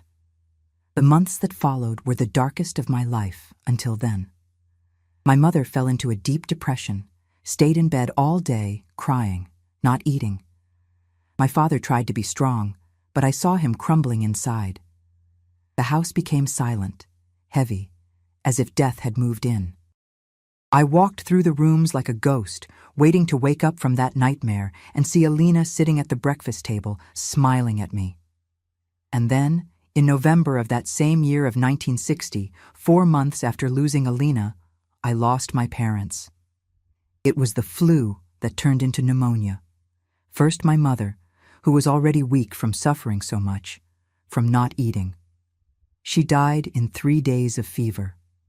My father couldn't bear the pain of losing his wife after having lost his daughter. He simply gave up on living. He got sick along with her, stayed in bed next to my mother's body waiting for the priest to come for last rites, and never got up again. He died 2 days after her, of sadness and pneumonia. Of that I'm sure. At 13 years old, I found myself an orphan, without my twin sister, alone on a farm with my grandfather Benjamin. And that's where everything truly began. A week after my parents' burial, my grandfather appeared in my room with a dress in his hands. It was a light blue dress made of fine fabric with little white flowers printed on it. I had never seen that dress. "This is for you," he said. "Put it on." I took the dress, finding it strange. It wasn't my style. It was Alina's style. She was the one who liked light blue, little flowers. I liked plain dresses, dark colors. "Grandpa, this dress isn't my style," I said quietly. He looked at me with an expression that scared me. "Put it on," he repeated more firmly. I put it on. When I came out of the room, he was in the living room, sitting in the armchair. He looked at me from top to bottom, slowly, in that way that made me want to disappear. "Come here," he said. I approached with trembling steps. "Let your hair down." I always tied my hair back, ever since Alina died. It was my way of mourning. But I let it down. He got up, came close, ran his fingers through my hair, smoothing it, combing it with his hands. "Alina," he whispered. My heart stopped. "Grandpa, I'm Alice." He didn't respond, kept smoothing my hair, with his eyes closed, smelling it. In the following days, he began to do strange things. He forced me to wear clothes that weren't mine, that were different from what I used to wear. He called me to sit on his lap, and when I sat, he hugged me too tight, ran his hands over my face, my arms, whispering, "You came back to me, Alina. I knew the river wouldn't take you from me." I cried, said, "Grandpa, I'm Alice. Alina died." And he opened his eyes, looked at me as if confused, and then said, "Sorry, girl. It's just that you look so much like her. I get confused." I thought he had gone mad with so much pain. We had lost so many people in such a short time. My sister, my mother, my father. It made sense that an old man of almost 70 would become senile, confuse his granddaughters, lose some of his reason. I felt sorry for him, despite the fear he caused me. But things got worse. He started coming into my room at night. He'd stand next to my bed, just watching me sleep. When I woke up scared, he'd say, "Shh, Alina, sleep. I'm just protecting you." I started sleeping dressed, with the blanket up to my neck, praying for him to leave quickly. And then, one night in December, just before Christmas, he came into my room, locked the door from inside, and sat on the edge of my bed. I shrank against the wall. "Grandpa, what are you doing?" He put his finger to his lips. "Shh, Alina, you promised me you'd come back, and you kept your promise." "I'm not Alina," I screamed, desperate. He smiled, a strange smile that froze my blood. "Yes, you are." And then he began to do things that a child shouldn't go through. Things I'll tell you about in a way you'll understand, but without detailing, because I need to protect the younger ones who might be listening. He held me tightly, touched me in ways that weren't grandfather to granddaughter ways, made me stay quiet while he did what he wanted. And through it all, he whispered in my ear, "Alina, my Alina, you're mine, only mine." I cried so much I couldn't even scream. My body froze with fear and disgust. When he finished, he left the room as if nothing had happened, and the next day he treated me normally, as if he were just a grandfather taking care of his orphaned granddaughter. But every night, or almost every night, he came back, and every time he called me Alina. I lived like this for weeks, for months, thinking my grandfather had gone mad, that he had confused me with my dead sister, that the pain had erased his reason. I felt dirty, broken, but also sorry. He doesn't know what he's doing, I thought. He thinks I'm Alina. He's sick in the head. And I, at 13, 14 years old, alone in the world, with no one to defend me, endured it. I endured because I had no choice, because I had nowhere to go, because I thought it was my duty to take care of the senile old man who was left of my family. But I was wrong. Very wrong. And it would take 10 years to discover the horrible truth hiding in the basement of that house. The years that followed were endless darkness, my dear ones. 10 years of my life that were stolen, lived as if I were underwater, slowly drowning, unable to scream for help. Early in 1961, my grandfather took me out of school. "You don't need to study anymore," he said. "You have to take care of the house, take care of me. I'm old. I need you here." I had just turned 14. Mrs. Norma, my teacher, came to the farm, asking why I had stopped coming to class. My grandfather answered at the door, didn't let her in. "The girl is in mourning, teacher. She lost her twin sister, lost her parents. She's too shaken up to study. I'll take care of her here at home." Mrs. Norma insisted, said school would be good for me, take me out of the house, distract me. But he was firm. "She stays here," and closed the door. I was on the inside, listening to everything, wanting to scream, "Take me out of here! Take me with you!" But the words wouldn't come out. I was afraid. Afraid of what he would do to me if I spoke. Afraid that no one would believe me. Afraid of being thrown into an orphanage if I told the truth. Because who would believe that a grandfather, almost 70 years old, was doing that to his granddaughter? He was respected in the region, known as a hard-working, honest man, who had lost his granddaughter in the river and now took care of the other one alone. He was seen as a victim, not as a monster. My routine became a repetitive nightmare.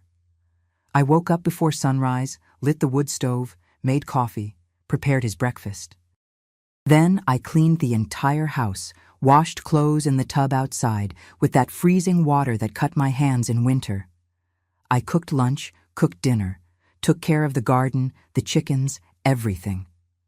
I was the maid, the caretaker, and at night, when he locked my bedroom door, I was something else I can't even name without feeling my stomach turn. He kept calling me Alina, every time. "Alina, come here. Alina, sit here. Alina, you're so beautiful." And during the moments he used me, when he did what he wanted with me, he whispered in my ear, "You're mine, Alina. You always were mine. The river tried to take you, but you came back to me." I cried. I said, "I'm Alice, Alice." And he'd smile, run his hand over my face wet with tears, and say, "Shh, you don't need to pretend. I know who you are." There was one time, I must have been about 16, that I tried to ask for help. It was on a Sunday, church day. My grandfather took me to St. John's Church once a month to keep up appearances, so people wouldn't find it strange. I'd dress all in black, still in mourning, and go silently beside him. After Mass, the ladies would come talk to me. "Poor little Alice, lost everyone so young. How good that your grandfather is taking care of you, girl." I'd force a smile, swallow the lump in my throat. That specific Sunday, I saw Mrs. Jennifer, my old friend's mother. She came to hug me, and in the hug, I whispered quietly, desperate, "Mrs. Jennifer, I need help. My grandfather, he—" She released me, looked into my eyes. "He what, child?" I opened my mouth to tell, but at that moment my grandfather appeared beside me, put his heavy hand on my shoulder. "Alice is still very shaken," he said to Mrs. Jennifer, with that tone of a worried grandfather. "Sometimes she says confused things. The trauma of the loss, you know how it is." Mrs. Jennifer made a pitying face.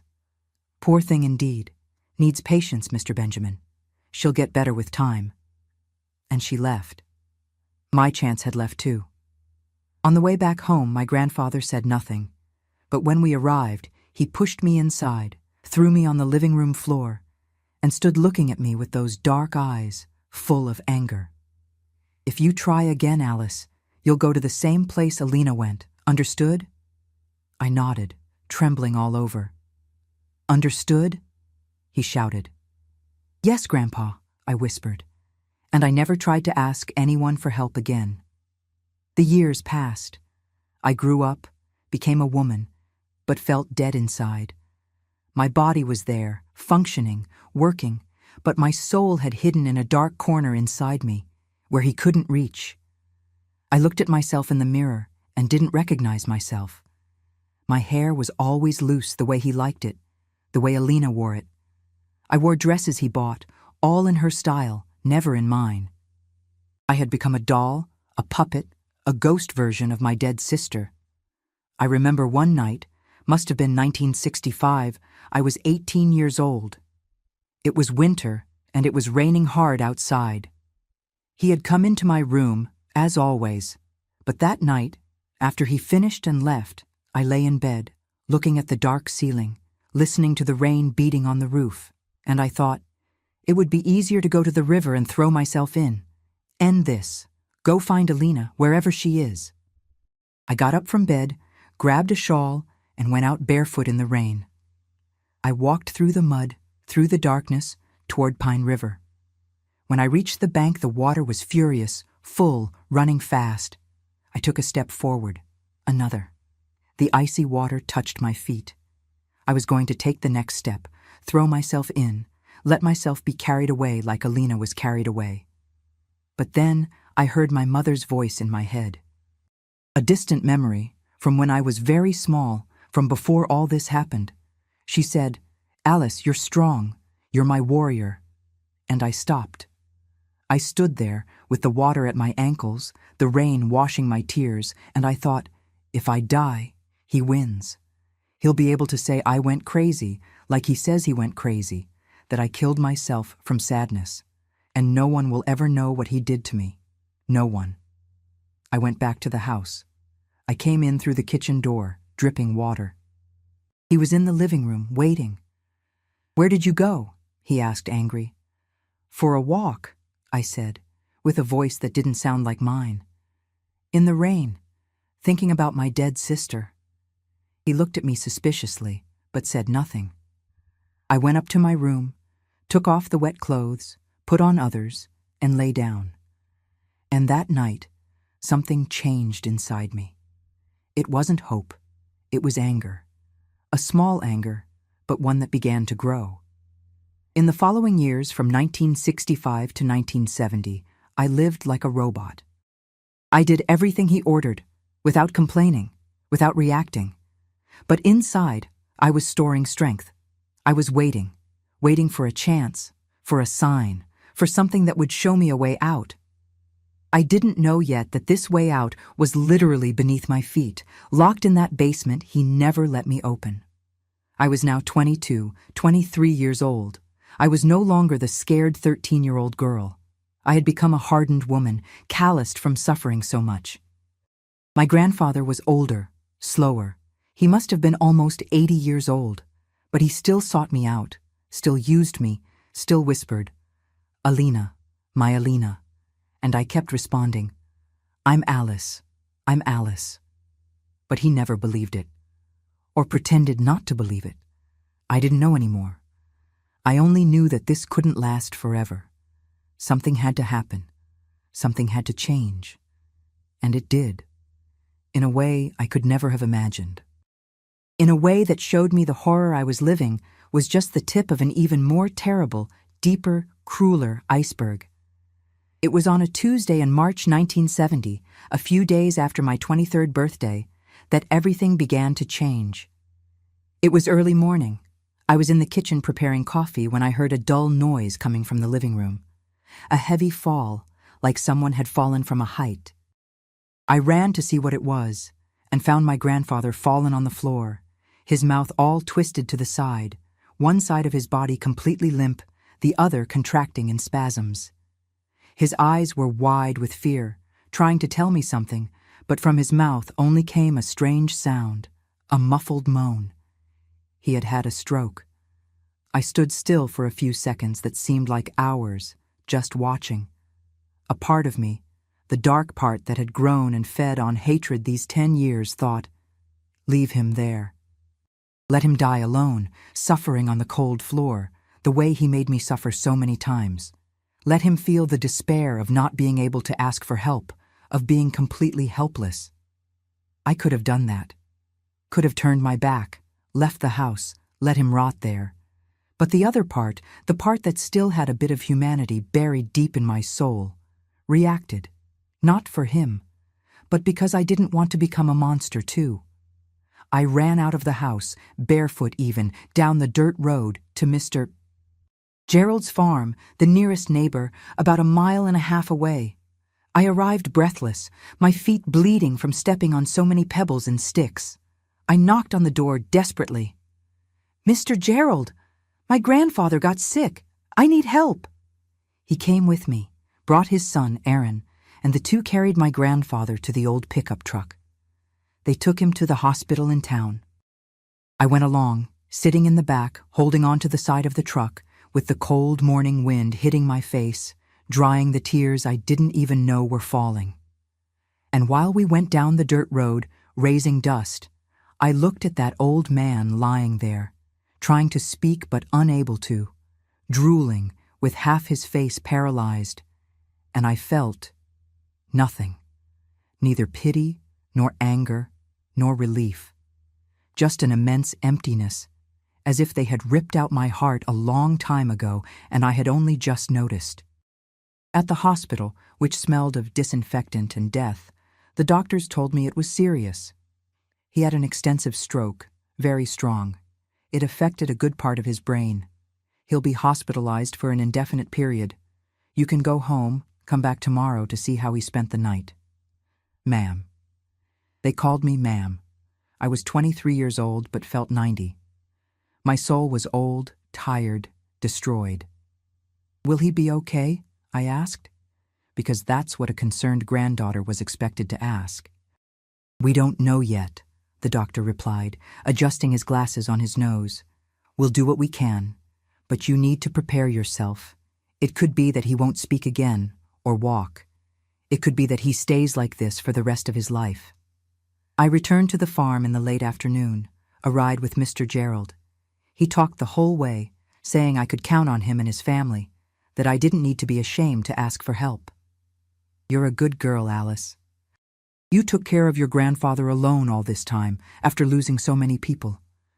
That deserves respect. If he only knew. If anyone only knew." He dropped me off at the farm gate when the sun was already setting, painting everything orange and purple. "Anything, Alice, you call out, okay? We're here nearby. You don't need to suffer want." I thanked him with a wave, my voice stuck in my throat. And I went in. I closed the door behind me. And suddenly I realized, with a chill that went down my spine, I was alone in the house. Truly alone, for the first time in 10 years. There was no one to watch me, to call me, to use me. Just me and the silence. The silence was deafening, heavy as lead. I walked through the rooms slowly, stepping lightly as if I were invading a stranger's house. I touched the furniture, the walls, trying to reconnect with that place that had been my home before it became my prison. I went to his room. The bed was unmade, the blankets thrown to the side where he had gotten up that morning. His smell was still in the air, an old man smell, hand-rolled cigarettes, something rotten I couldn't identify. I saw on the dresser the clothes he had taken off the night before, the pants, the flannel shirt, the worn leather belt, and there, hanging on the belt, was the bunch of keys. That bunch he never took from near him. He slept with the keys under his pillow. He went to the bathroom with the keys in his pocket. He bathed with the keys at the edge of the sink. Never in 10 years had he left those keys away from his body. I picked them up carefully, as if they would burn. I felt the weight of the cold metal, rusted in some parts. There were about 6, 7 keys of different sizes. Some I knew, the key to the front gate, the key to the feed storage, but others I had never seen up close. One of them, smaller and newer than the others, could only be the basement key. I sat on the edge of his bed, holding those keys, and began to tremble. My hands trembled, my legs trembled, my teeth chattered. 10 years hearing. Never go down to the basement, Alice. It's dangerous down there. The structure is rotten. The beams are giving way. You could fall, get hurt bad. 10 years hearing strange noises coming from there during the night, dull, rhythmic knocks, sometimes a creak, like a chain dragging on the cement floor, and him saying, "It's rats, girl, big field rats, that's all." But I knew. Deep down, I always knew they weren't rats. Rats don't knock on the wall with rhythm, with pattern, as if trying to send a message. Rats don't make noise only at night, when everything is quiet and sound travels better. But I was so afraid, had so much on my mind, so much pain to deal with, that I never had the courage to question, to challenge, to investigate. It was easier to believe the lie than to face what might be true. Now I had the keys. And he was in the hospital, far away, unconscious, helpless for the first time in his life. I got up from the bed, my legs shaky as a newborn calf's, and went downstairs. Each step creaked loudly in the empty house. I stopped in front of the basement door, which was under the main staircase, kind of hidden. It was a heavy door of dark wood, stained with moisture. It had 3 locks, a normal lock in the middle and 2 large padlocks, one on top and one on the bottom. I had never seen a door so locked like that anywhere. Why so many locks for a place that only stores potatoes and old tools, I thought, but already knowing the answer deep in my heart. But I didn't open it yet. I couldn't. The fear was too great. I went back up, went to the kitchen, sat at the table. The sky was already dark outside. I stayed there, just looking at the keys I had left on the table, my heart beating so hard I could hear the pulse throbbing in my ear, in my throat, at my fingertips. I tried to eat something. There was a leftover piece of bread from breakfast, but I couldn't swallow. The food stuck in my throat, dry, impossible. I tried to sleep, lay down on the living room sofa, but couldn't close my eyes. Every time I closed them, I saw the basement door. I saw the keys. I saw Alina's face on the day she disappeared. In the early morning, when the clock on the wall marked 3 o'clock, I got up. It was no longer a choice. It was a necessity. I lit a kerosene lantern because the electric light didn't reach the basement. He never wanted to run electricity down there, always said it wasn't needed, that it was wasteful. I went down again, stopped in front of the door.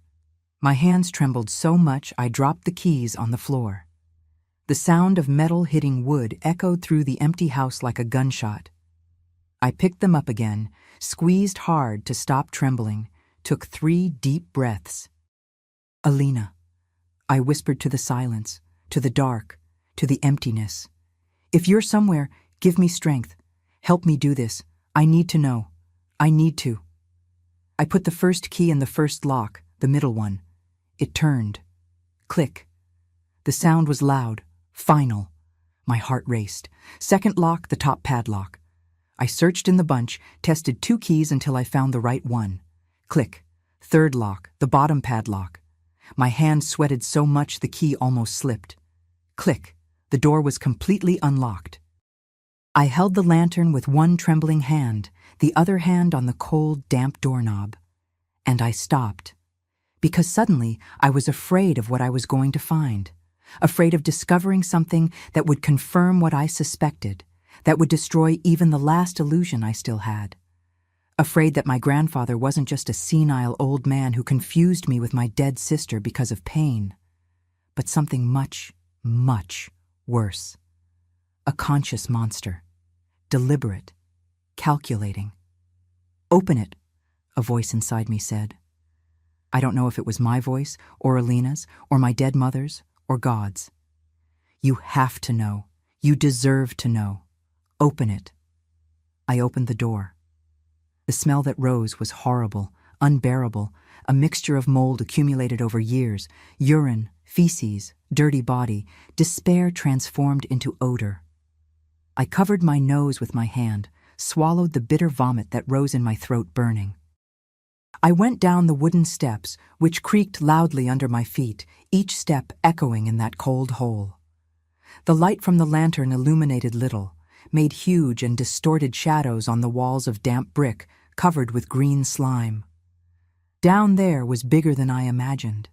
There was an open area with old, rusty tools hanging on hooks on the wall, empty feed sacks, broken crates, forgotten junk, huge spider webs in the corners, and at the back, a wall with a metal door.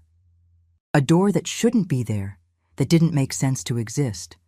A door with a huge padlock, new, shiny, completely different from the other old padlocks in the house.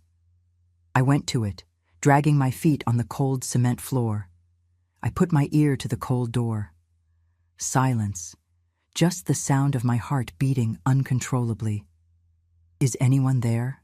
I whispered, my voice coming out trembling, weak. "Nothing. Please, if there's anyone there, if you can hear me, make some noise. Any noise." And then I heard it. Faint, so faint, I almost thought I had imagined it. A knock, then another, and another, 3 knocks. Someone was on the other side, someone alive. I searched in the bunch of keys desperately, my hands trembling so much I dropped them twice. One of them was different, smaller, newer, silver. I put it in the padlock. My hand trembled so much I couldn't hit the keyhole. I tried again, until it finally went in. I turned. Click. The padlock opened. I took it off the metal ring, threw it on the floor. I grabbed the door handle. My fingers were white from how hard I squeezed. My God, protect me from what I'm going to find here. Give me strength to bear it. Forgive me if I have to see something terrible, I prayed. And I pulled the door. It opened heavy, squeaking on rusty hinges. The light from the lantern entered slowly into the small room, revealing a tiny space, without windows, without ventilation. The smell was even worse in there, made me dizzy. I saw an old mattress in the corner, dirty with dark stains, torn in several places with the filling coming out. A metal bucket in the other corner, full, and huddled against the back wall, with knees hugged against her chest. A human figure, so thin she looked like a skeleton covered with skin, long hair, tangled and dirty, covering her entire face, pale skin, almost translucent, like a corpse's. I took a step inside, my legs almost giving up holding me. "Who are you?" My voice came out in a thin thread, almost inaudible. The figure moved, slowly raised her face, with difficulty, as if her head weighed tons. She pushed away the strands of dirty hair from in front of her eyes with fingers thin as twigs. And when the light from the lantern illuminated that face, when I saw those eyes looking at me, my world stopped spinning, stopped existing.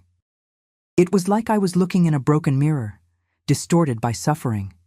The same face shape I had, the same eyes, the same color, the same shape, but sunken, so deep in their sockets, the same nose, the same mouth, but disfigured by chronic hunger, by lack of sun, by suffering no human being should endure. "Alice?" The voice came out hoarse, rough, weak, as if it hadn't been used for an eternity, as if it had forgotten how it works.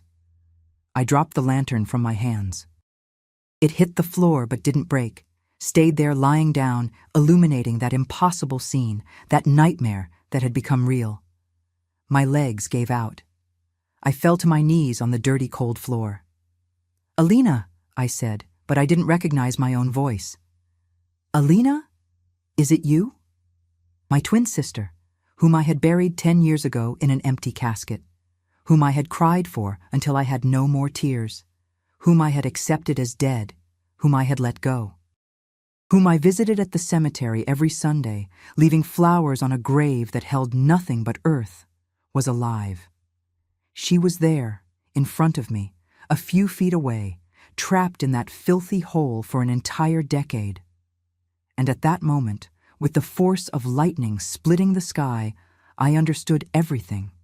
Each piece of the macabre puzzle fit in my head in such a horrible, sick, absolutely cruel way that I vomited right there on the cold floor of that cursed basement. He wasn't crazy. He never confused me with her.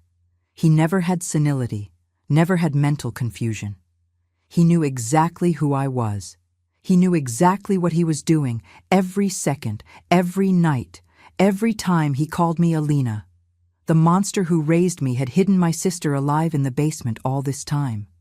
And he used me upstairs, calling me by her name, knowing she could hear, or that I would find out one day and understand. Torturing her with the knowledge of what he did to me. Torturing me with the guilt of not having discovered it earlier.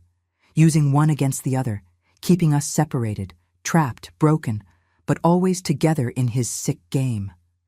I wiped my mouth with the back of my trembling hand. I crawled to her, crossing that tiny space. I held her face with both hands. The skin was cold, the bones protruding, the lips cracked. She was so weak she could barely keep her head up. But her eyes, those eyes like mine that I saw in the mirror every day, were alive. Full of tears, full of pain, but alive. "You came," she whispered, each word an immense effort. "I always knew you would come. One day. I prayed every day. I didn't give up. I knew." And there, in that horrible basement, in that cold and stinking hole that had been my sister's hell for 10 years, I hugged her. I hugged that fragile, broken, destroyed body, and I cried like I had never cried in my life. I cried for the 10 years stolen from both of us. I cried for the lost childhood, the destroyed innocence. I cried for the incomprehensible cruelty of a man who should have protected us, but who turned us into his prisoners, his victims, his broken dolls in a perverse game that only he understood. But there, with my sister in my arms for the first time in a decade, I also felt something I hadn't felt in years. Hope. Small, fragile, but real. Because now I knew the truth. And the truth, however terrible, however painful it was, could set us free. I don't know how long we stayed there embracing, crying. It could have been minutes. It could have been hours. Time didn't exist anymore in that basement. But at some point, my brain started working again. "Alina," I said, releasing her slowly, "I need to get you out of here. Now. Can you walk?" She tried to get up, but her legs wouldn't hold. She fell back on the mattress. "I can't. It's been so long since I walked." I looked at her and saw how weak, malnourished, sick she was. "Okay, I'll carry you." And that's what I did. I picked up my sister. She was light as a child, just bone and skin, and went up those wooden steps slowly, carefully, praying not to stumble. I took her to the kitchen, sat her in a chair. I got a blanket and wrapped her in it because she was trembling with cold, even though it was March. "You need to eat," I said. "But slowly, okay? Your stomach can't handle heavy food yet." I made a very weak tea, sweetened it with honey, gave it spoonful by spoonful. She drank slowly, her hands trembling so much I had to hold the cup. Then I cut a small piece of bread, dipped it in the tea, gave it to her. She ate it as if it were the most precious thing in the world. While she ate, I looked at her and couldn't believe it. My sister. Alive. After 10 years. "Alina," I whispered, "what did he do to you? How did you survive?" She swallowed the last piece of bread, drank another sip of tea, and began to speak, her voice hoarse, broken, but firm. "That day at the river," she said, "he didn't let me fall. He pushed me, hard. I fell in the water, and the current took me. But downriver, he had put a net, a fishing net stretched between the rocks. I got caught in it, struggling, thinking I was going to drown. But he came downriver, pulled me from the net, tied me up, and dragged me back through the woods. I came in through the back door of the house. You and our parents were at the river searching. He locked me in the basement. I covered my mouth with my hand, tears streaming down. My God. During the 3 days of searching, she continued, her voice trembling, I screamed so much I went hoarse. I banged on the metal door until my hands bled, but no one heard. The basement is too deep, the walls are too thick. When the searches ended, he came down and told me, Done, now you're mine, Alina. You always were what I wanted. You, not Alice, but you were too wild, too bold. I needed to tame you first. And he beat me. He beat me so much I passed out. My whole body trembled with rage. During these 10 years, she said, he came down every day, brought food, sometimes, water, sometimes, and did things to me, things I can't describe. Used me however he wanted, and always said, Up there, Alice is taking care of me. She doesn't even imagine you're down here. She thinks you died. She calls me Grandpa, respects me, obeys me. He laughed. He thought it was funny. But the worst, she said, tears finally falling. The worst was when he started going up and doing things to you too. I heard. The basement is under your room. I heard you crying. I heard him calling my name while he hurt you, and I couldn't do anything. Nothing. I punched the wall, screamed silently because I no longer had a voice. He did it on purpose, Alice. He hurt you calling my name to torture me too, to make me feel guilty, to make me feel it was my fault what he did to you. I fell to my knees on the kitchen floor, sobbing. It's not your fault. It's not. It's his, only his. Every time he came down after having been with you, Alina continued, he told me every detail, how you cried, how you begged saying you were Alice, how he pretended he had confused you with me. She thinks I'm crazy, he said laughing. She thinks I don't know who's who, but I know. I always knew. You down here for me to use when I want. Her up there to take care of the house and for me to have fun at night. 2 granddaughters for the price of 1. He was a monster, Alice. A conscious monster. I crawled to her, hugged her legs. Forgive me. Forgive me for not discovering earlier, for leaving you to suffer here alone. She put her hand on my hair. You didn't know.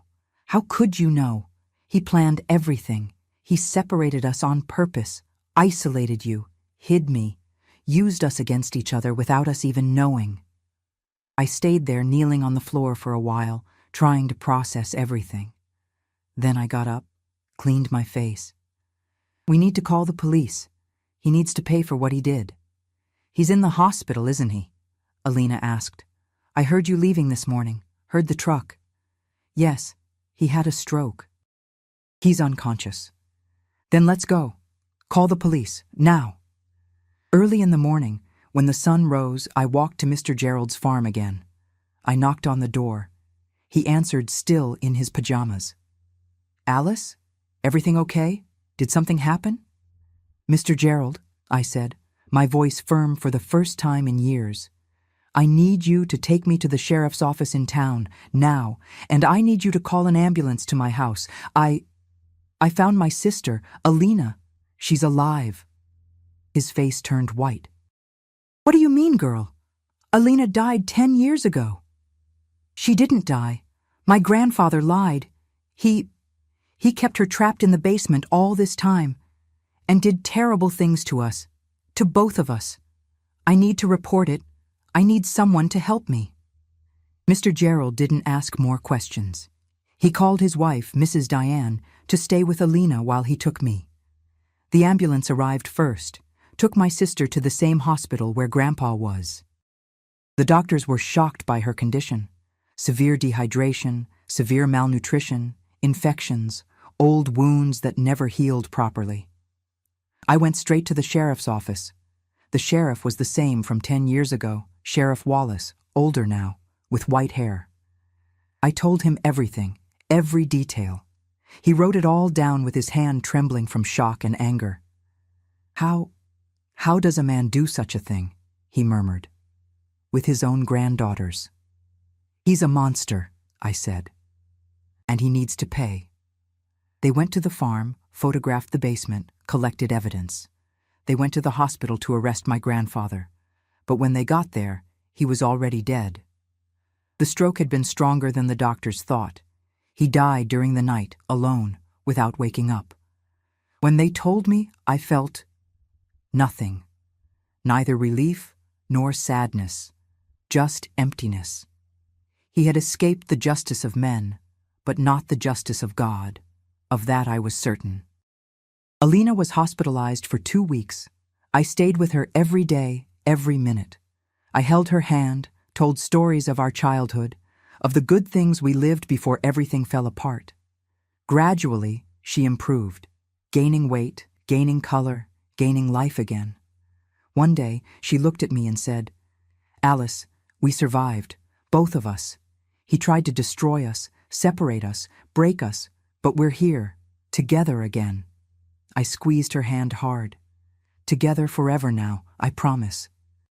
I'll never leave you again." And that's when our real life began. It wasn't going to be easy. We had deep scars, wounds that would never fully heal. But for the first time in 10 years, I felt hope. Hope that we could rebuild, that we could have a real life, far from that basement, far from that monster, far from that pain. The truth had set us free. And now, life was waiting for us. Today, 55 years after that day in the basement, Alina and I live here in Eagle River, in the same town where everything happened, but in a different little house, far from that farm.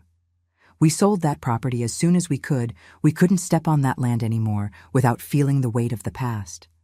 We bought a small house here in downtown Eagle River, close to the church, close to the market, close to everything. 2 78-year-old grandmas who chose to live together, take care of each other, be the family we always were. Our routine is simple, but each day is a victory.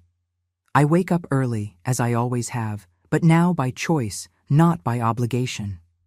I light the stove, now it's gas, no longer wood, and make hot coffee. Alina wakes up soon after, comes to the kitchen in slippers and a robe, sits at the little table while I serve coffee with milk and the homemade bread I make every Thursday. "Good morning, sis," she says every day, with that smile that took years to return to her face. "Good morning, my sister," I reply. And it is a good morning, because we're together, free, alive. After coffee, each of us goes to our activity.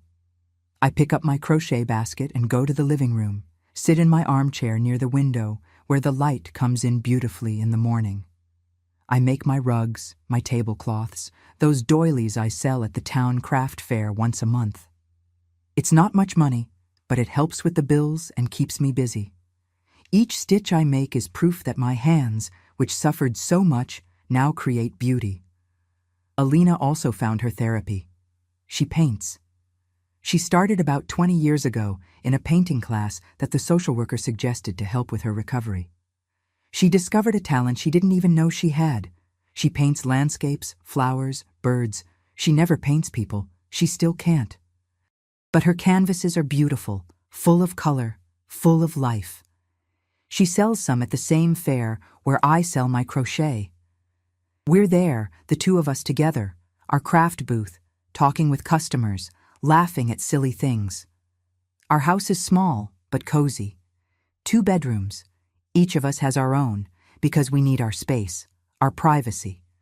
A living room with an old but comfortable sofa, a small TV that we watch at night, cooking shows, old soap operas, those things. A kitchen that smells like real food, local spices, cake in the oven.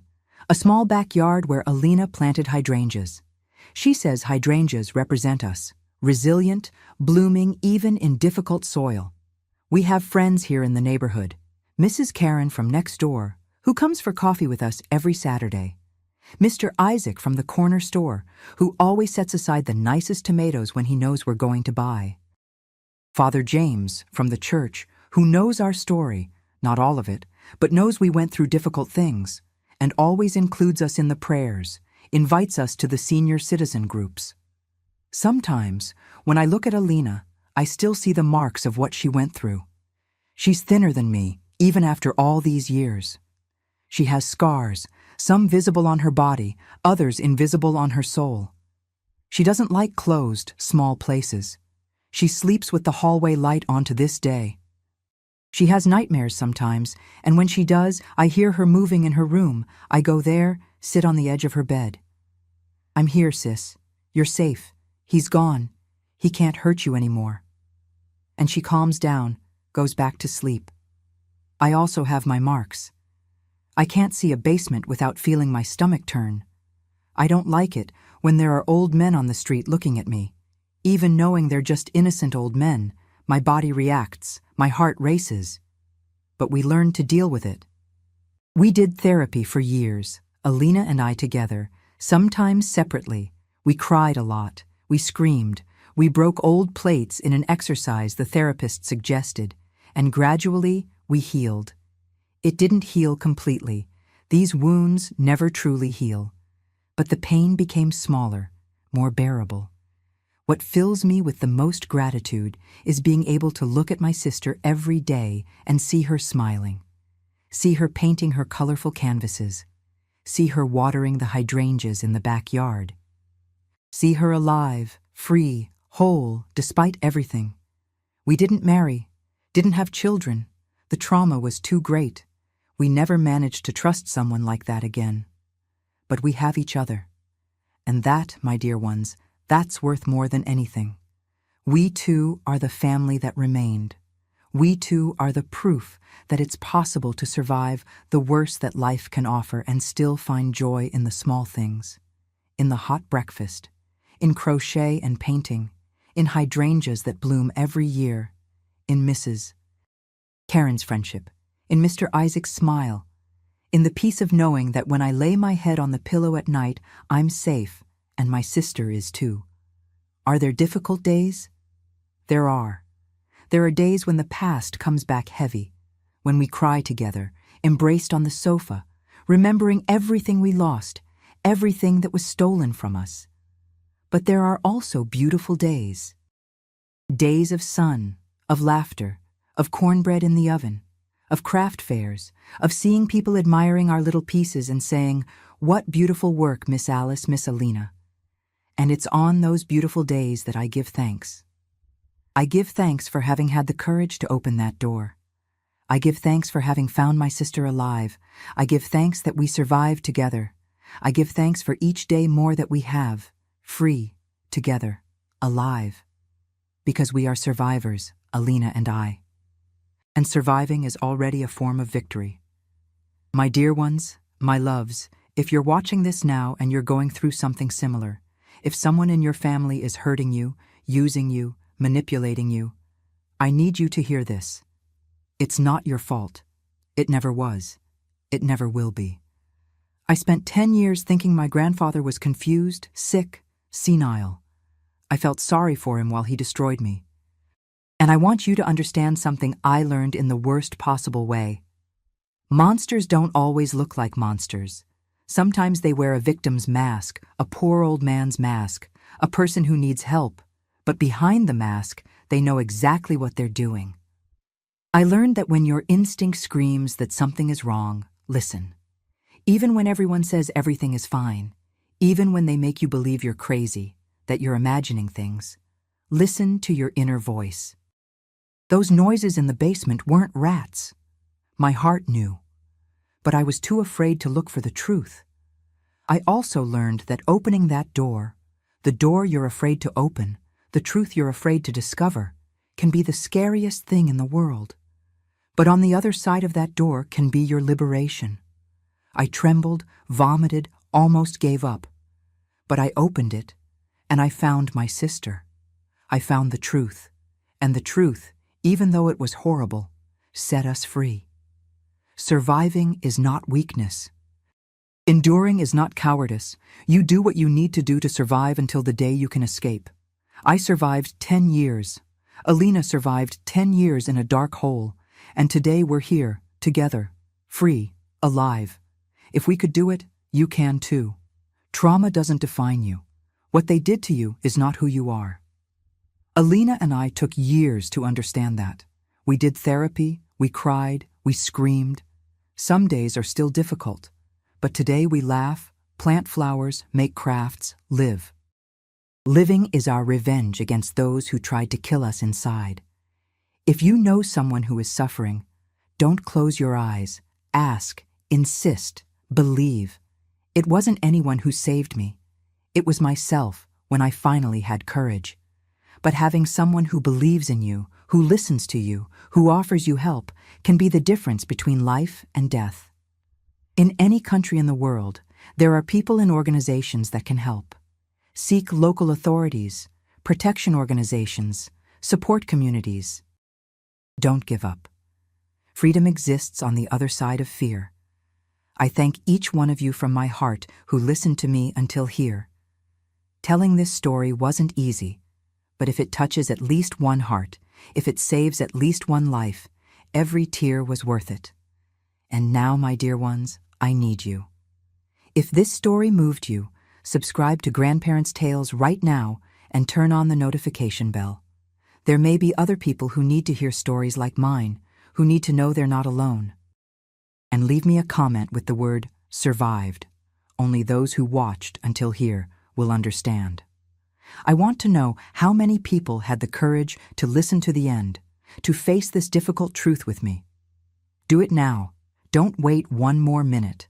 Your participation could save a life. The darkness doesn't last forever. The light always comes back. Always. With all my love and all my strength to you, Grandma Alice and Alina. We survived. And you will survive too.